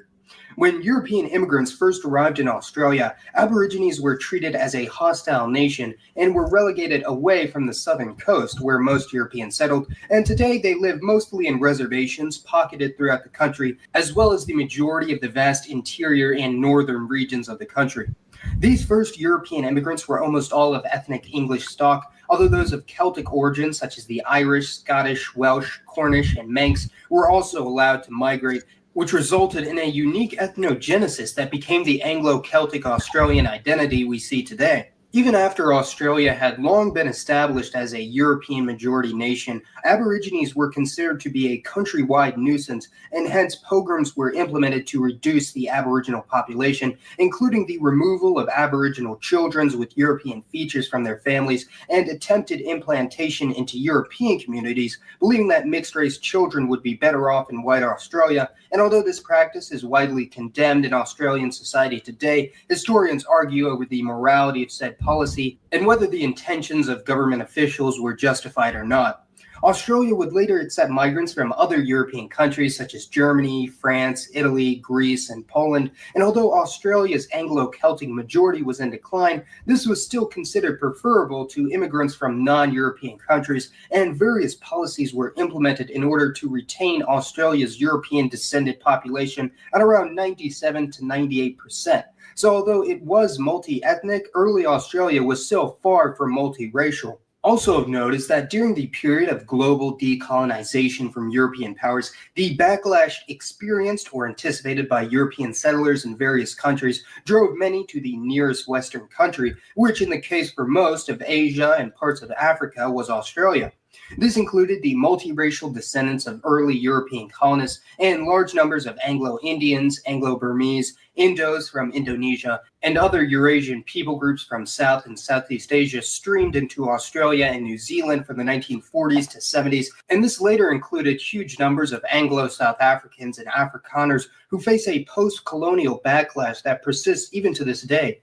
Although small numbers of Chinese and other Asian immigrants arrived in the mid to late 1800s, it wasn't until after the Second World War that the White Australia policies were dismantled, opening up the metaphorical floodgates to international immigration. However, Australia remained overwhelmingly European, or over 95%, until around the 1980s when the Australian government started awarding visas and permanent residence based on merit. Since the turn of the new millennium, the number of non-European immigrants and native-born Australians has skyrocketed, and although some foreign communities in the region have yet to take off, there are international communities from the majority of countries in Asia and the Pacific in both Australia and New Zealand.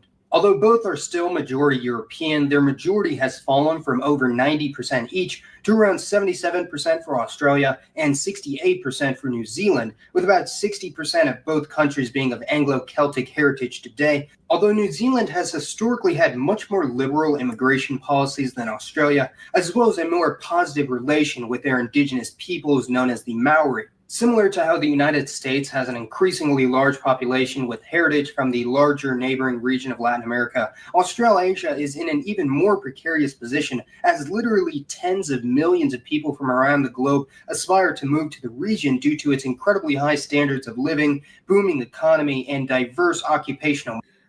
High standard of living. Glider's always got a high standard of living, man. That's y'all. That's kind of like a curse for y'all, man. You know? That's a fucking curse. Well, it's always odd when these liberal gliders like this guy talking say these things, but they never acknowledge that it is, in fact, white people that create these things. Right.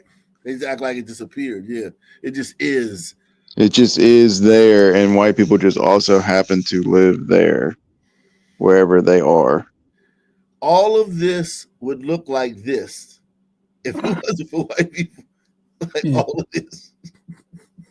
Market, although it's dubious if the current growth of infrastructure and the economy will be able to keep up with population growth rates. The largest racial minorities in each country are those of Asian descent, at 12% of the population of Australia, excluding Middle Easterners, and 10% of New Zealand, with the regions of East and South Asia being especially well represented. And in the area of Parramatta, a suburb of Sydney, over 50% of residents were born in Asia, according to the latest Australian census, with almost 30% hailing from India alone. In New Zealand, those with ancestry from the Pacific Islands, including the Maori, were also abundant.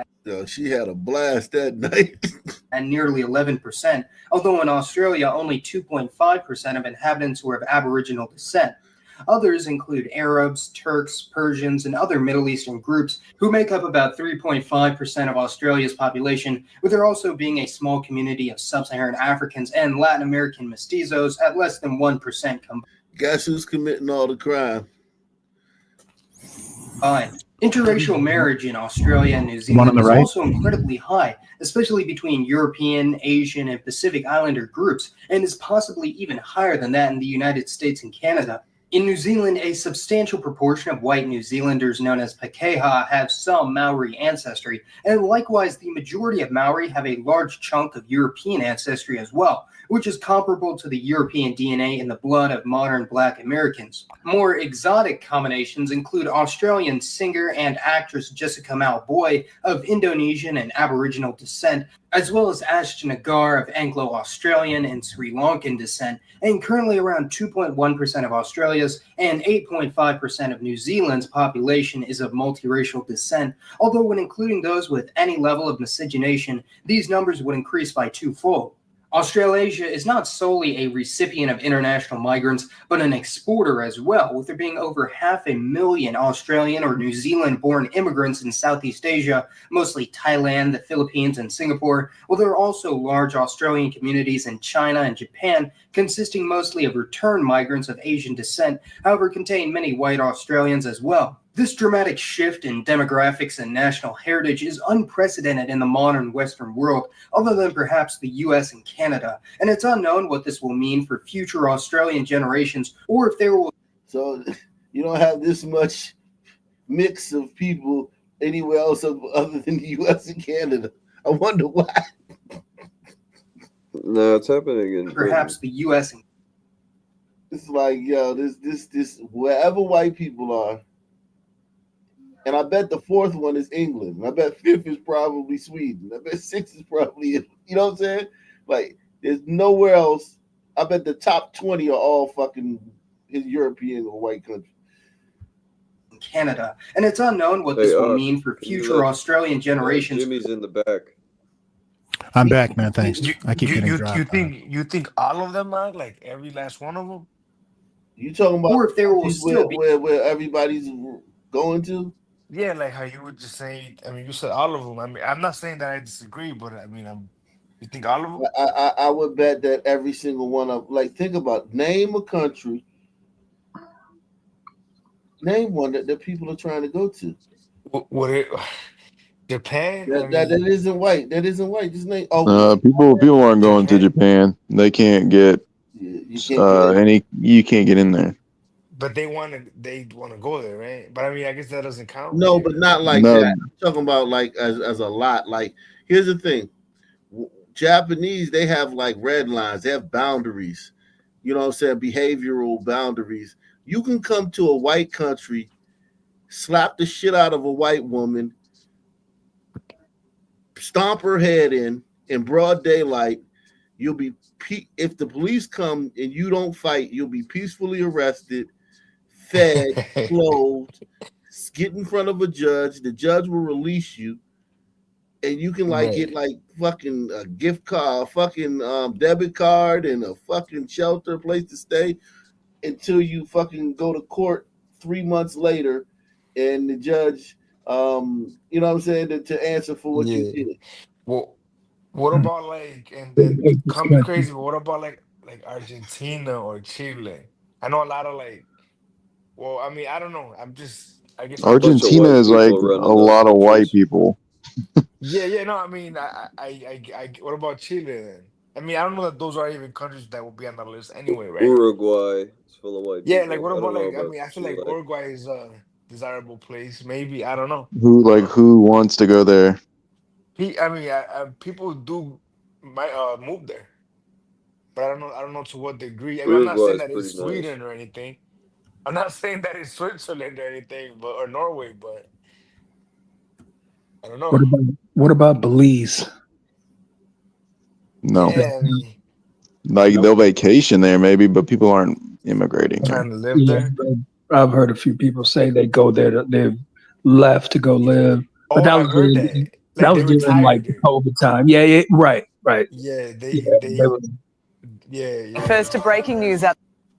Let's see what's going on in Australia, man. We switching to members only at 2:30, man. Make sure you guys get your memberships in, man.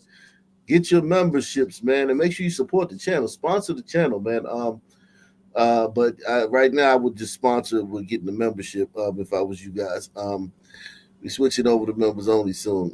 Let's see. First to breaking news out of Melbourne, where the nation's largest synagogue has been targeted in a suspected arson attack. Let's go live to Today Melbourne reporter Isabel. Yeah, man, they down there. I no see nothing. I no see nothing.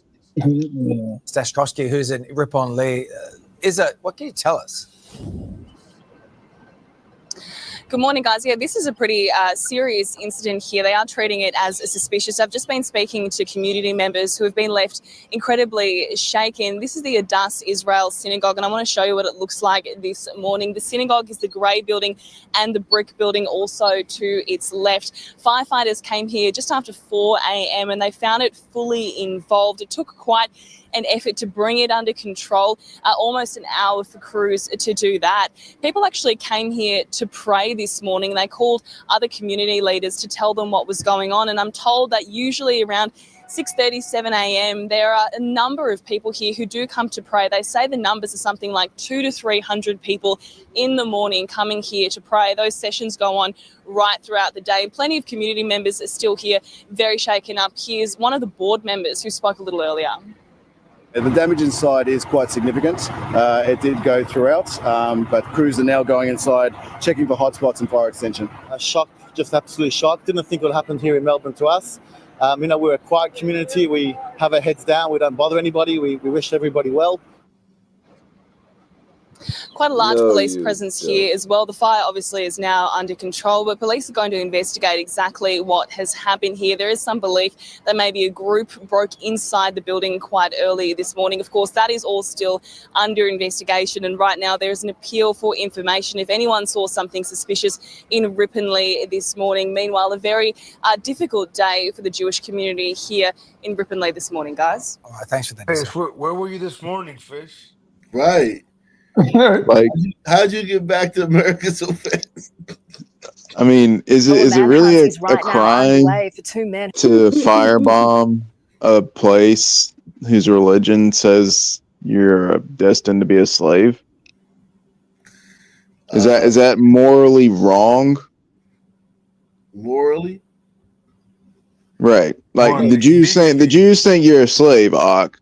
Is it more like if a synagogue opened in your neighborhood and they're preaching a religion that says that you are to be a slave, is it morally wrong for you to burn that building down? I mean, it's legally wrong. Man. There are new concerns A little bit because They're that's probably committing insurance fraud. Yeah, that's anti-Semitic, man. Come on. There are new concerns over terrorism this morning, with the latest intelligence data revealing a surge in the number of young people who support terrorist attacks and extremist causes. Live now to Today Federal Politics. Wow, you let a bunch of Arabs and Africans and now people, I bet they won't. Who thinks they're going to make the correlation? They're gonna figure this one out. Reporter Liz Daniels in Canberra. Liz, it's being fueled by a rise in online extremism. Yes, Jane, in one case, a 14-year-old known for racist attacks had plotted a shooting at their high school motivated by violent nationalist ideology. They had access to guns and explosives and have now been sentenced to a 2-year good behaviour bond.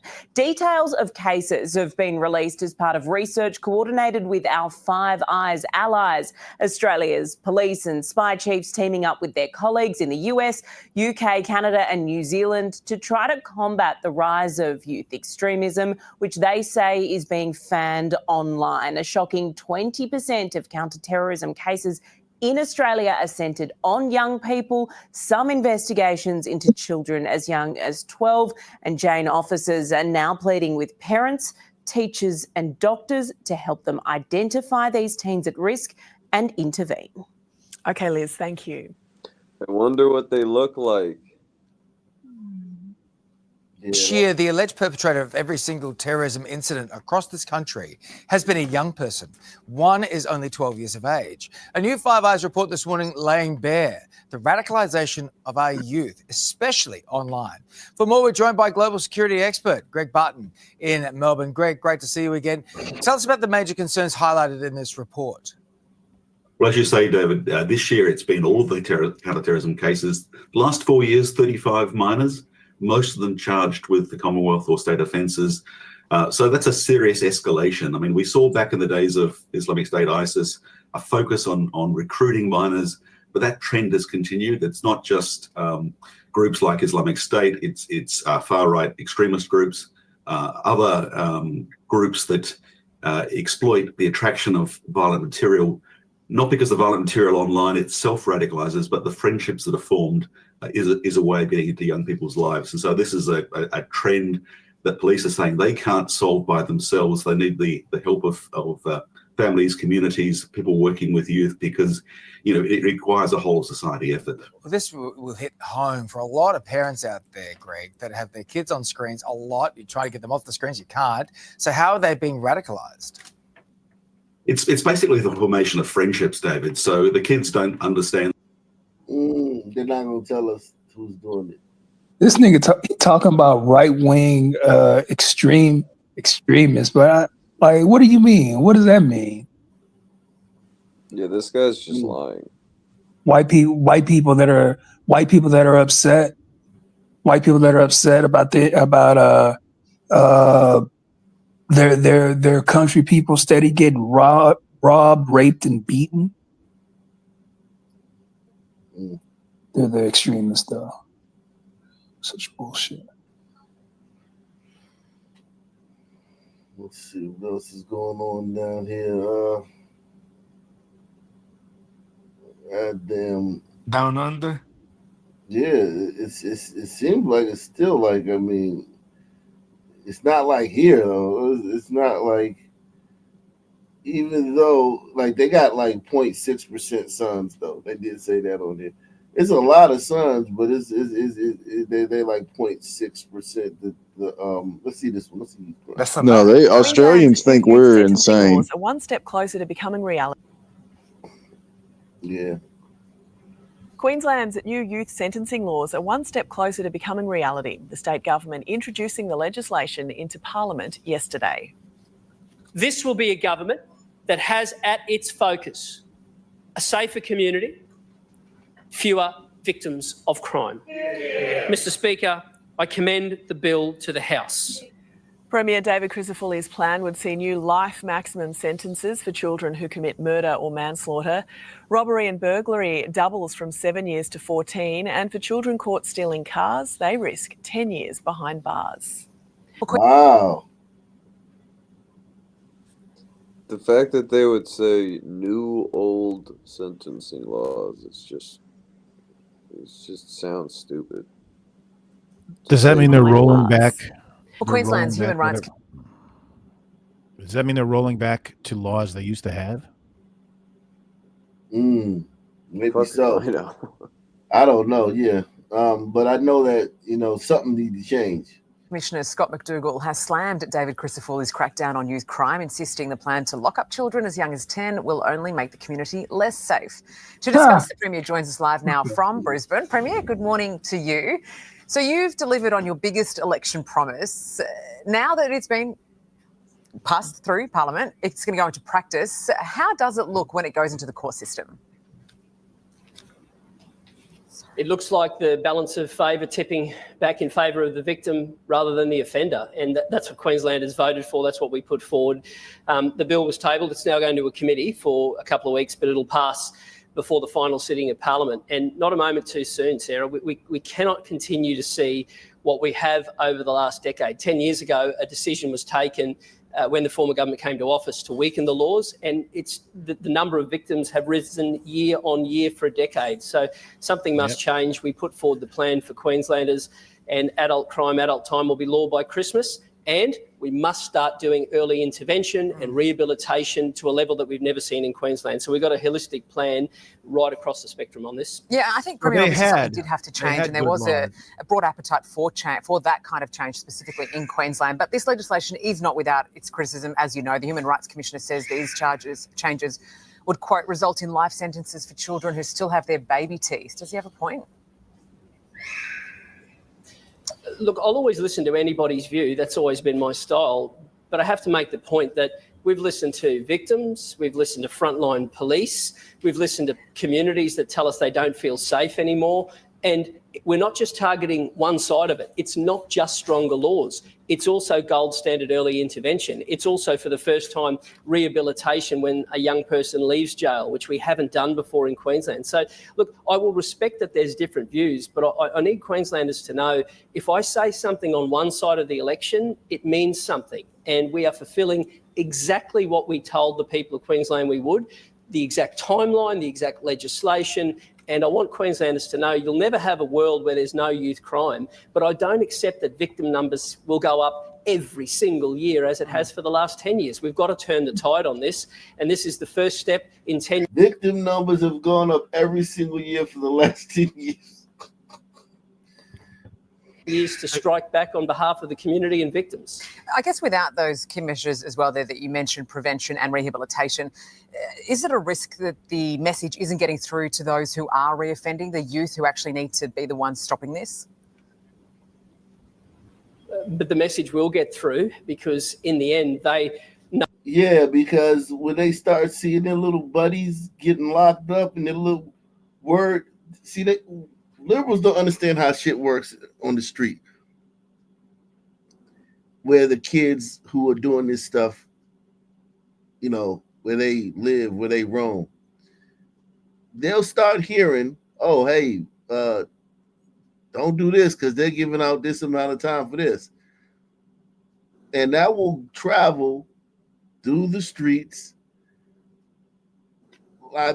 fast, and everyone will get the message. You don't have to worry about will they get the message. Some of them will do the crimes. They'll get locked up for fucking 20 years or whatever, when previously they were getting a slap on the wrist. And just like they all knew, hey man, you can do this, man, you'll be out tomorrow. They'll start saying, man, if you do this, you'll be out in 20 years. Same thing, man. Same way that the first message spread through the street, this message is spread through the street. Know that there haven't been consequences for actions, and that's what's created the generation of repeat hardcore young offenders. Now, there will be an element that don't heed this, and there will be an element that continue to do really bad crimes, and they're the ones that the laws are for. But for those who are willing to turn their life around, we have to show compassion and structure and all of the things in place to help a young person turn their life around. We've spoken about fixing the residential care system, which is kids who are living in state care. We've spoken about a child safety department that can do its job for the most vulnerable in our society. So whilst I understand there are different views about different parts of our legislation and different parts of the entire program, no one can say that we haven't focused right across the board. This is the one issue that Queenslanders right across the state said they wanted action, they wanted change, and we're fulfilling what we promised Queenslanders we'd do. All right, just very quick. Wow. That's encouraging, man. That's encouraging.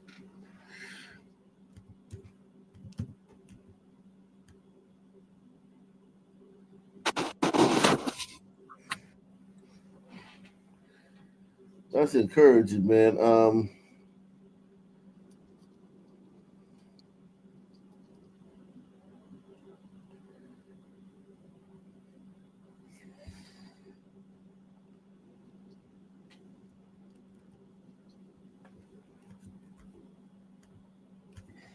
Yeah, man.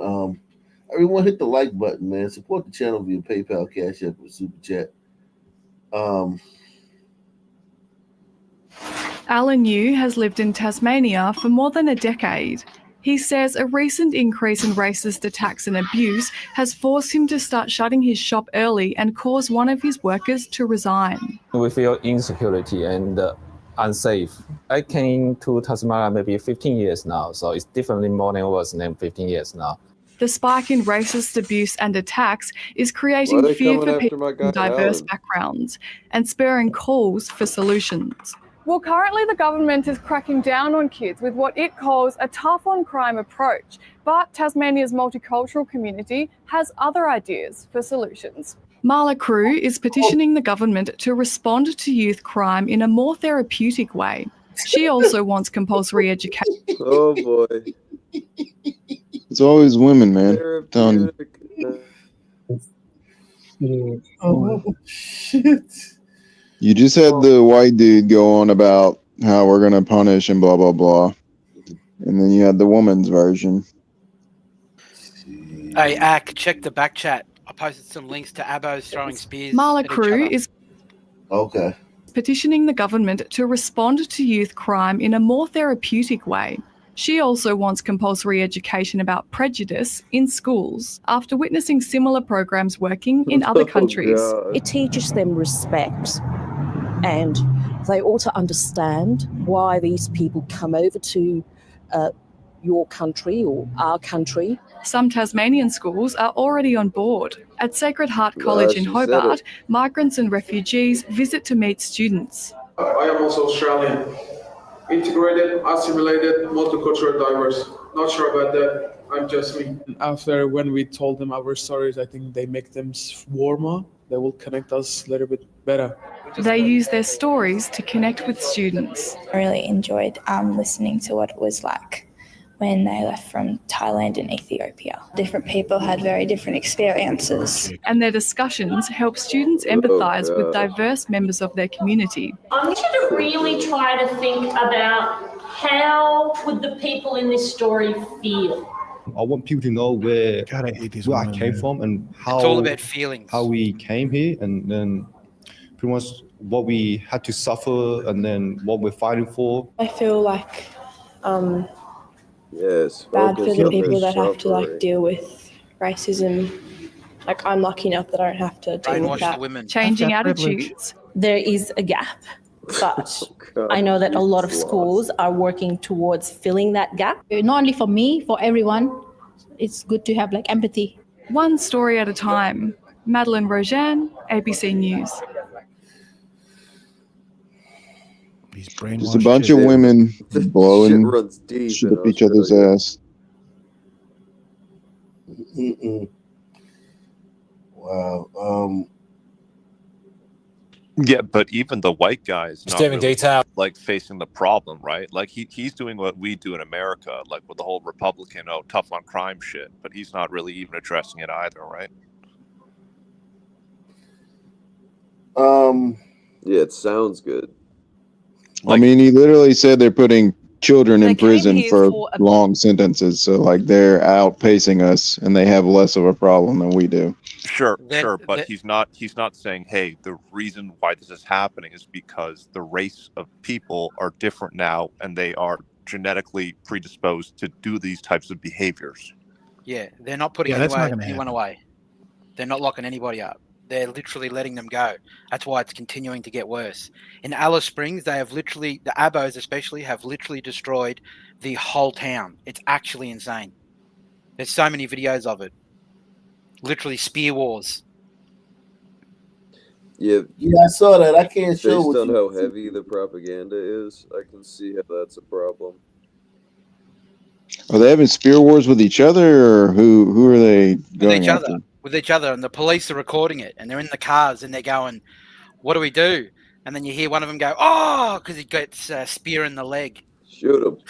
Yeah, I Wait, saw that video. are you a South African guy or are you an Australian? No, I'm Australian. Do your cops carry guns? Yeah, they never use them. They never use them? No, hardly ever. Is there no some people over there? What's Oh up yeah, with but the usually net? they just let them fight it out. Like I think last But month It's like there Mad was Max. two Africans that killed that fought out and stabbed another African. They just let them fight it out. So do the cops not kill Sunman where you're at? Nope, not at all. Interesting. Very, But they're very still rare. racist. They're still racist. Of course, though, don't worry. of course, we're white. Are the is the white native population there, like, how is it compared to America? Is it more or less woke, more or less aware of the demographic replacement? It's same as America, different areas. Like Melbourne is like, I would regard that as like the California. Okay.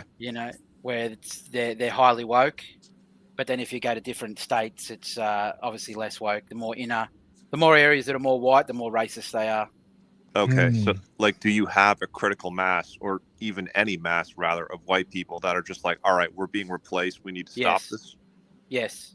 That's There's good. a good group from Melbourne. They're all Australia wide, but they're the National Socialist Network. Bunch of white boys that get together. What do Australians think about America, generally speaking?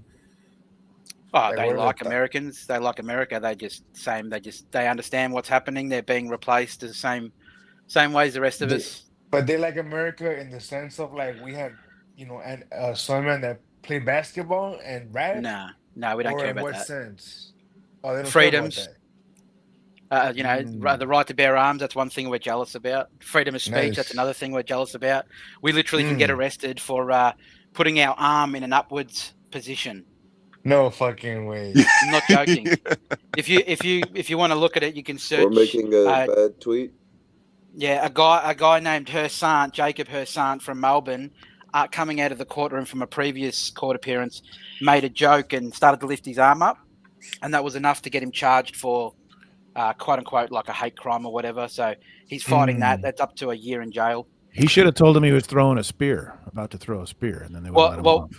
True. What's actually funny is after the court appearance, he was doing an interview, and some random black dude standing behind him just starts throwing a Roman and just walks away, like no problem. But What's a because he's Roman? black, it's fine. Roman salute, like a arm in the air, Nazi. Oh, right. The Bellamy salute. Yeah. When Americans used to call it the Bellamy salute. What about your women? Like, because you can't survive without your women on board, just like we can't in North America. How do they compare?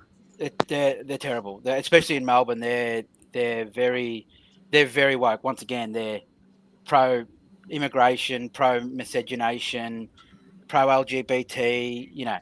Oh they're wow, insane. I'm surprised on the miscegenation part, because all of like the data shows that even though white people are getting replaced, like, we're actually the most racist in terms of selecting partners. Of course, that is true. But in the place I'm from, there's a lot more of that than different states. Yo, last question from me.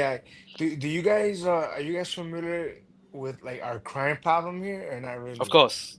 So but the people are aware of it, and what are they? What's their understanding of it? Well, it's funny. Ours are actually worse as like a per capita rate. Your crime? Who's committing your crime? No, I'm saying like who's committing our crime? Our abos. The average IQ is 62. So nobody's got guns to defend themselves. It's crazy. They're the most incarcerated race of people on planet Earth.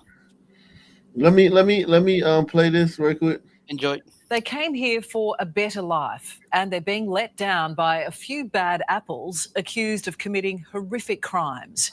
Now, one African community is tackling the problem, trying to reform the small minority who turn to crime. When there's trouble caused by youths of African descent, the fear factor in the community rises very fast. We always get the backlash as opposed to when general members of the public that commits offending that aren't African, sort of the race is never something that's discussed. 26-year-old Ronaldo Alfred knows what he's talking about when it comes to youth crime. He's a caseworker with a degree in criminology. The trajectory between disengagement from education and incarceration is quite evident. Ronaldo doesn't just talk the talk when it comes to youth crime, he also walks the walk. Once a week, he comes here to these youth detention centres, speaking to juvenile criminals in the hope he can help turn their lives around. The path to a stretch in one of these facilities isn't always the same, but skipping school is often the first sign. A lot of them come from broken homes and stuff like that. I personally work with young people that are coming from single income homes that contend with poverty. One of those lives he's helped change is this man, who we'll call David. If I can turn my life around and be on a good path, there's nothing stopping other youths from doing the same thing. David is South Sudanese who was born in Kenya and moved to Australia as a refugee aged 3. At the age of 16, he fell in with the wrong crowd, began committing small crimes like stealing groceries. Before serving 2 stints in youth detention, the first for robbery, the second for grievous bodily. This seems to be particularly like dangerous because like at least in America, right? Like our sons are not like technically full son, but these are like full on like Sudanese, like so black they're purple sons. You're just like tossing into the country like holy shit, bro. They love to stab. Yeah, I can imagine. They love to stab. Even their women, they're crazy. Oh yeah, I can imagine. Like full on. No, that's, the Abos use the spears. But the Sudanese are using like full on machetes and they have wars. Like they have gangs and wars. It's crazy. Yeah. Wow. Whites, we don't have none of this. I like it. I like the spear idea. It sounds very like primitive, you know, very like in touch with our like roots. Yeah, if you check the back chat, there's a link to it. You can watch it. There's no black and brown coalition in Australia. The Abos don't identify with the African immigrants. No, it's normally like everybody against white. So it's Jews controlling everybody against evil whitey. They're competing for the same resources in an oppressive Exactly. Sure. No, they're different, right? Like you as an Australian, you see the difference between the Abos and the Africans, right? Oh yeah, there's huge differences. What's an Abo? Oh, Abo. Aborigine. Okay. Aborigine. Okay. Yeah. Yeah. Okay. If you check out Action for Alice on X, it's the whole page is literally about Alice Springs and the Aboriginal crime. It's crazy. You got police driving around on like the little side by sides. You Americans use them a lot. We don't really have them. Doom buggies. Come on, doom buggies. Yeah, kind of that. Like they're called side by sides. The police drive around the community in those with fucking motorbike helmets on. It's so embarrassing. Bro, but there's no way that they're worse than our son man here, dude. I guarantee you that shit. Yeah, they are. They just struggling don't to have think guns. about it.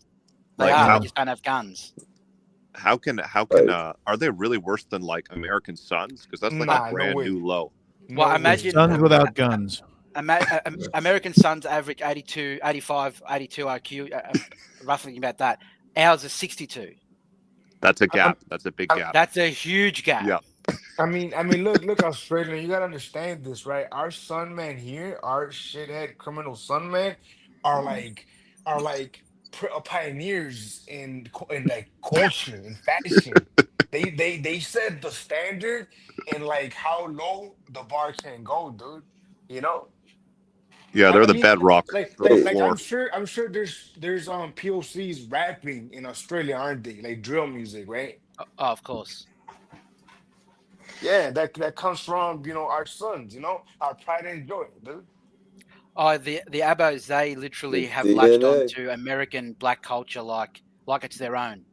They wear. What's the difference between black Africans and Aborigines? You would say, besides you said the IQ thing. Besides that, If if you see or meet an actual full-blown Aboriginal, it's like meeting the first person to ever Caveman. exist. Yes, Like cavemen. Literal cavemen. Oh shit! It's crazy. Incredible. Yeah. It's like going back in time. I'm surprised there's not more guns. Legally. Like just black market for guns. I'm surprised there's not more. Yeah, I was just gonna ask. The Really criminals have guns, right? Like, they just buy them. Some do. It's not that easy to. I mean, yeah, it's probably not. It's probably a lot harder to get a gun in America or here than it is to get a gun in America. So, you're probably a What about hardened drug criminal if you trade? get a gun. What about drug trade? Is there much in that community? Oh, of course, there always is. What drugs are they fighting over? Usually ice, Oh shit! methamphetamine, Meth or something? What is that? meth. Man. And I would Like love to stealing see- groceries. Before serving 2 stints in youth detention, the first for robbery, the second for grievous bodily harm. His turn to this life of crime began after losing his parents. As soon as I lost that structure, I was moved around from home to home to home. I felt as if I have no actual stable place to call home. Inside youth detention, he met Ronaldo, who started by delivering a message of compassion. Regardless of what you have done and where you are at the moment, I'm here to support you. Instead of naming and LeBron shaming, I like to offer like an alternative, someone that wants to understand his story. When I started participating in his programs, I saw a different avenue to life, a different path to life. Ronaldo was This is able to scripted. explain that life in Australia can be Like, this is whatever all you fake. want to make it. Helping him understand that. Sports. Look at KFC on his leg. Sports. Explain that life in Australia can be. Ronaldo was able to explain that life in Australia can be whatever you want to make it. Helping him understand that we're in this country and there's optimal opportunities to really succeed. So it's really changing his way of thinking. How big an impact did those visits from Ronaldo have on you? That had quite a big impact because when you do go through something as traumatic as I did, all you kind of want is someone to be there for you or someone to talk to. Upon release, David became a regular visitor at this youth centre run by the Queensland African Communities Council in the Brisbane suburb of Maruka. We support young people to reintegrate back in the community, helping them with employment, helping them with their social Drumming and identification dancing. back, and offering them cultural support and also community support. Not letting Ronaldo down was one of David's major motivations to stay out of trouble. After someone's put in so many hours of visiting you, they care for you so much, letting him down then becomes something you don't want to do because you feel bad. Early intervention is... The morality is external. I'll be telling y'all that. Morality is always external. You mean coming from the Care for outside? you so much. Yeah. Letting him down then becomes something you don't want to do because you feel bad. Early intervention is another element of what these youth centres do. Community elders run music sessions to better connect kids with their culture. They also run a homework club after school to help students focus on their studies. We're talking about very exceptionally talented young people, gifted young people that if they are supported well, they can make Australia proud. Benny Boll is president of the Queensland African Communities Council. He was awarded an Order of Australia medal after more than a decade spent helping youth avoid a life of crime. His world was upended last month when an African youth was charged with the alleged murder of grandmother Bylene White at a Redbank Plains shopping centre. What sort of impact does a crime like that have on you? I take it very Behavior personal. patterns. It's heartbreaking for me because their families did not come to Australia as tourists. They came here for a better future. In the days following Vylene's death, her devastated husband Victor and daughter Cindy visited Benny's African Youth Centre in Red Bank Plains. We just all need to work together for a solution for each. Bruh, you Bleeding got to get heart. on your chicks, man. Like, I know we do, but like, you guys got to get on this. It's embarrassing. It's always they always fucking say sorry and apologize, and it's just. Yeah, you can't integrate monkeys, man. Like, it's just. Let me can't just do read it. something quickly. This is from a post from a few days ago about a territory in Alice Springs. That's what they call the area, the territory. And just last week, there was 719 domestic violence incidents. That's just abos. That's just in that territory. That's their culture. You can't stop that. Yeah, but Completely unreasonable. Could it be domestic violence, like amongst them, and they've been around for eons, and they're very successful. If you look at the Aborigines, they're very successful people. I mean, they've been around for a long time. Think about all the groups, the hominids, the also all these men, these groups of Homo sapiens that have vanished from the earth. You're aware of that, right? Tons of different course. hominids have vanished from the. Those motherfuckers are still here. So you have to give them. They do have a intelligence. They know what they're doing to a certain degree. They know how to survive. That's about the limit. They know what they're doing as far as, and that's all that matters. That's all that matters. Survival. Yeah, they would just live in an area, eat all the food, and then they'd pick up and move to a new area and eat all the food there, and that's all they did. That's as far as their culture. But do they eat people? They didn't even build huts. At least the Africans built mud huts. But you didn't need huts because there was They rain. slept Does under it rain trees. there? Of Does course. it rain there? Yeah, of Okay. course. Okay. Wait. But they just So slept it was like just the tree itself, or would they like maneuver the tree, manipulate it? No, not really. They just sleep under the tree. Hold on. Time out. You're saying that they never built shelters? They had no need to. They just because a shelter gets too hot, so they just sit on the tree and allows airflow to go through and blow through. Or they'll be like under like a not a cave, but a stone overcrop. They're very basic. I like it. The most Wait a advanced second. thing is a didgeridoo, which is just a hollowed out piece of wood to make noise, and a boomerang. I That's know a about dude it. who had a didgeridoo. What A guy named John Claude Turan. He lived in the rooming house where I stayed. And he told me that they make the didgeridoo. They find a big piece of wood, and they put honey on each side of it, and they let the grubs eat boreholes through it. The hole through it. Sounds about right. Clever. Yes. Yeah. Yeah, Hey, and what it about- makes the noise, and to blow on that thing, pause, because I tried to, and it's very Big hard. pause. It's very hard to make a sound out of a didgeridoo. But if you can make a sound, it's like a earthy, like groaning, like it's like a primal sound that comes up. Everyone is different because it's not like they're not made uniformly. They're made by the bugs eating through the wood.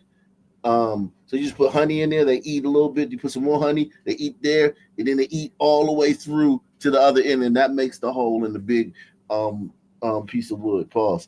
When you have honey, you don't need a drill. Yeah, exactly. So I mean, what I'm saying though is that, like, literally, like, think about it. Like, they're a very successful species. If you rate them amongst, there's a bunch of species that are no longer here, man. They're a very successful species. They even survived the white man. The white man was supposed to wipe them out with his diseases. They survived that. So I mean, they're very successful, man, and they're still here, man. But this isn't them. Don't put this on them. This is goddamn. Yeah, no, the Sudanese, Africans are totally different. They do totally different crimes. Yeah, this is not the Abo. In the days following Byleen's death, her devastated husband Victor and daughter Cindy visited Benny's African Youth Centre in Red Bank Plains. We just all need to work together for a solution for each other. Benny Bowles says most of Deportation. the African youth who become involved in crime were either born here or arrived at such a young age they don't appreciate how hard their parents fought for a new life. they're not typical Australian and they're not like African or other cultures, they tend to try to find their own identity. And that identity turn out to be a wrong identity. People like David see these youth centres as an important part of steering youth away from crime. Yeah, if I can find a place of belonging here, I don't need to go outside to find that with my friends and get up to doing those criminal activities.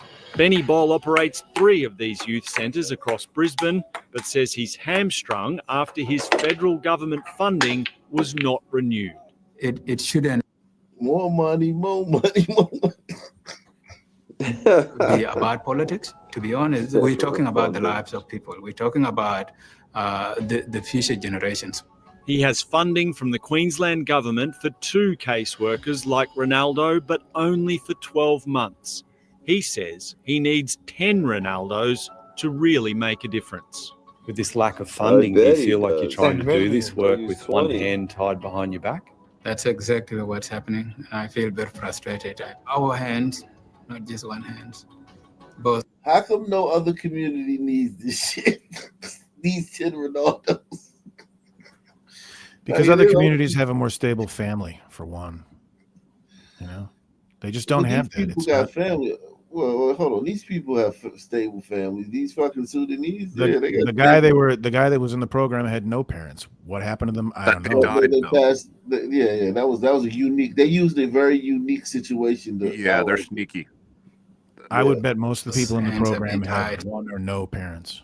No, these people are like old, like indigenous African people. There's no divorce. Like, nah, that's not a thing.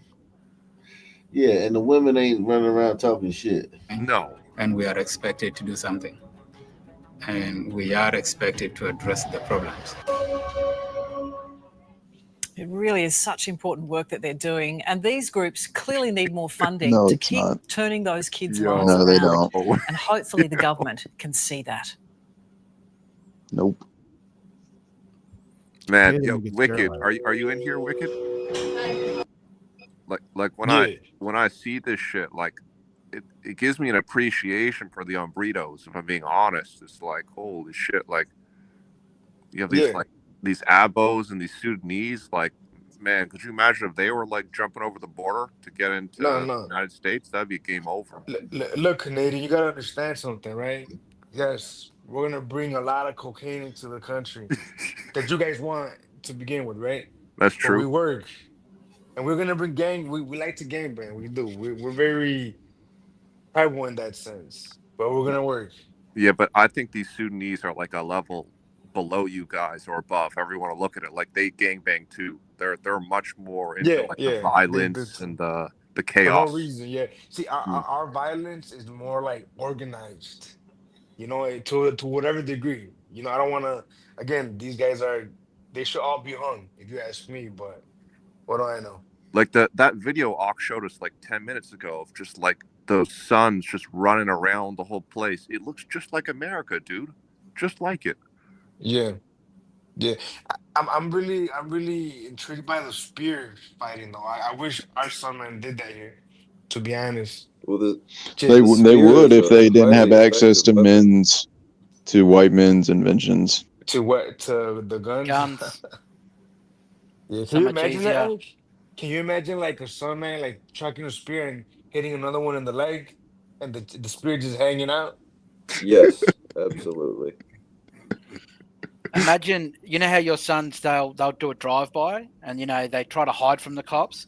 Our sons, they don't care about cops to the point they steal cars in front of them and they actually chase the police cars in their cars they steal and they try and they ram raid the cops. And I'm not joking. If it's all on Alice Springs. There's videos of this dude. Like, this is not a joke. Literally, they steal like 20 to 30 cars a day. So why is there a lack of respect for the cops over there? Is that because are they like not able Because to? these are all 13-year-olds and shit. These are all kids. Yeah. They get arrested and they get released straight away. Wow. And they go back on the street. This is happening at like 2-3 o'clock in the morning. Little kids doing this shit. Yeah, but do you see where like the gliders have like a blaming that as well, dude? Women. Do you see it? Women. Gliders. Women. Glider kings. What about the men? The men No, who yeah, go, that is the problem. We gave women power to vote and have a say on how we run our nations, and women vote with their emotions and their empathy, and well, they how care about about all this? these people where men don't, and we just want law and Well, order. so can we blame Glider Man a little bit? Would Of that be okay with course, you? Yeah, of Okay, good. well, course, more than Okay, a little bit. more than a little okay, bit. Yeah, yeah, more than a yeah. little bit. I'm just trying to The take it easy previous on the man. generations destroyed our. They were they had the best time in human existence, and they destroyed all our societies. Yeah, the boomers are the The worst boomers. generation. They are. They will go down in history as the worst generation to ever live, in my opinion. Don't Nah, let Mayo just hear you blame the talking juice like crew that. instead. What's that? Just blame the juice crew instead. Oh, well, of course, that is their fault. But the boomers were asleep while the Jews Oh took no, they control were and took power. complicit. They were Some of them more were, than of course, but complicit. the vast majority, especially in Australia, were too laid back and the shibby right attitude. People don't really care about politics, but the saying is, if you don't care about politics, politics will care about you. Any final thoughts, guys? You still haven't checked out that Nancy Fourville video? I did. I looked at the one. I can't play the Aborigines. No, that's fine. No, I'm talking about the Nancy Fourville video is where the African is talking about white supremacy, and it's a black chick trying to say that white supremacy. She's trying to explain it, and she can't do it. And then the black African says, "No, we gave white people the term white Oh, I supremacy." seen that one. I seen Are that. you seen it? Oh, cool. Yeah, It's funny. a final word for me, I would be, I'm always impressed and intrigued by the consistency in behavior. No matter where we go in the world, behavior is very consistent, right? And it makes me wonder, if and when we, go to the future, right, and have like time travel and lasers and the Sunmen are gonna be doing Sunman shit with all that technology. Consistency, bro. Hell no. Oh shit. I agree. Flying carjackings. Yeah, man. Same black time, same black channel. Out of here. Peace out.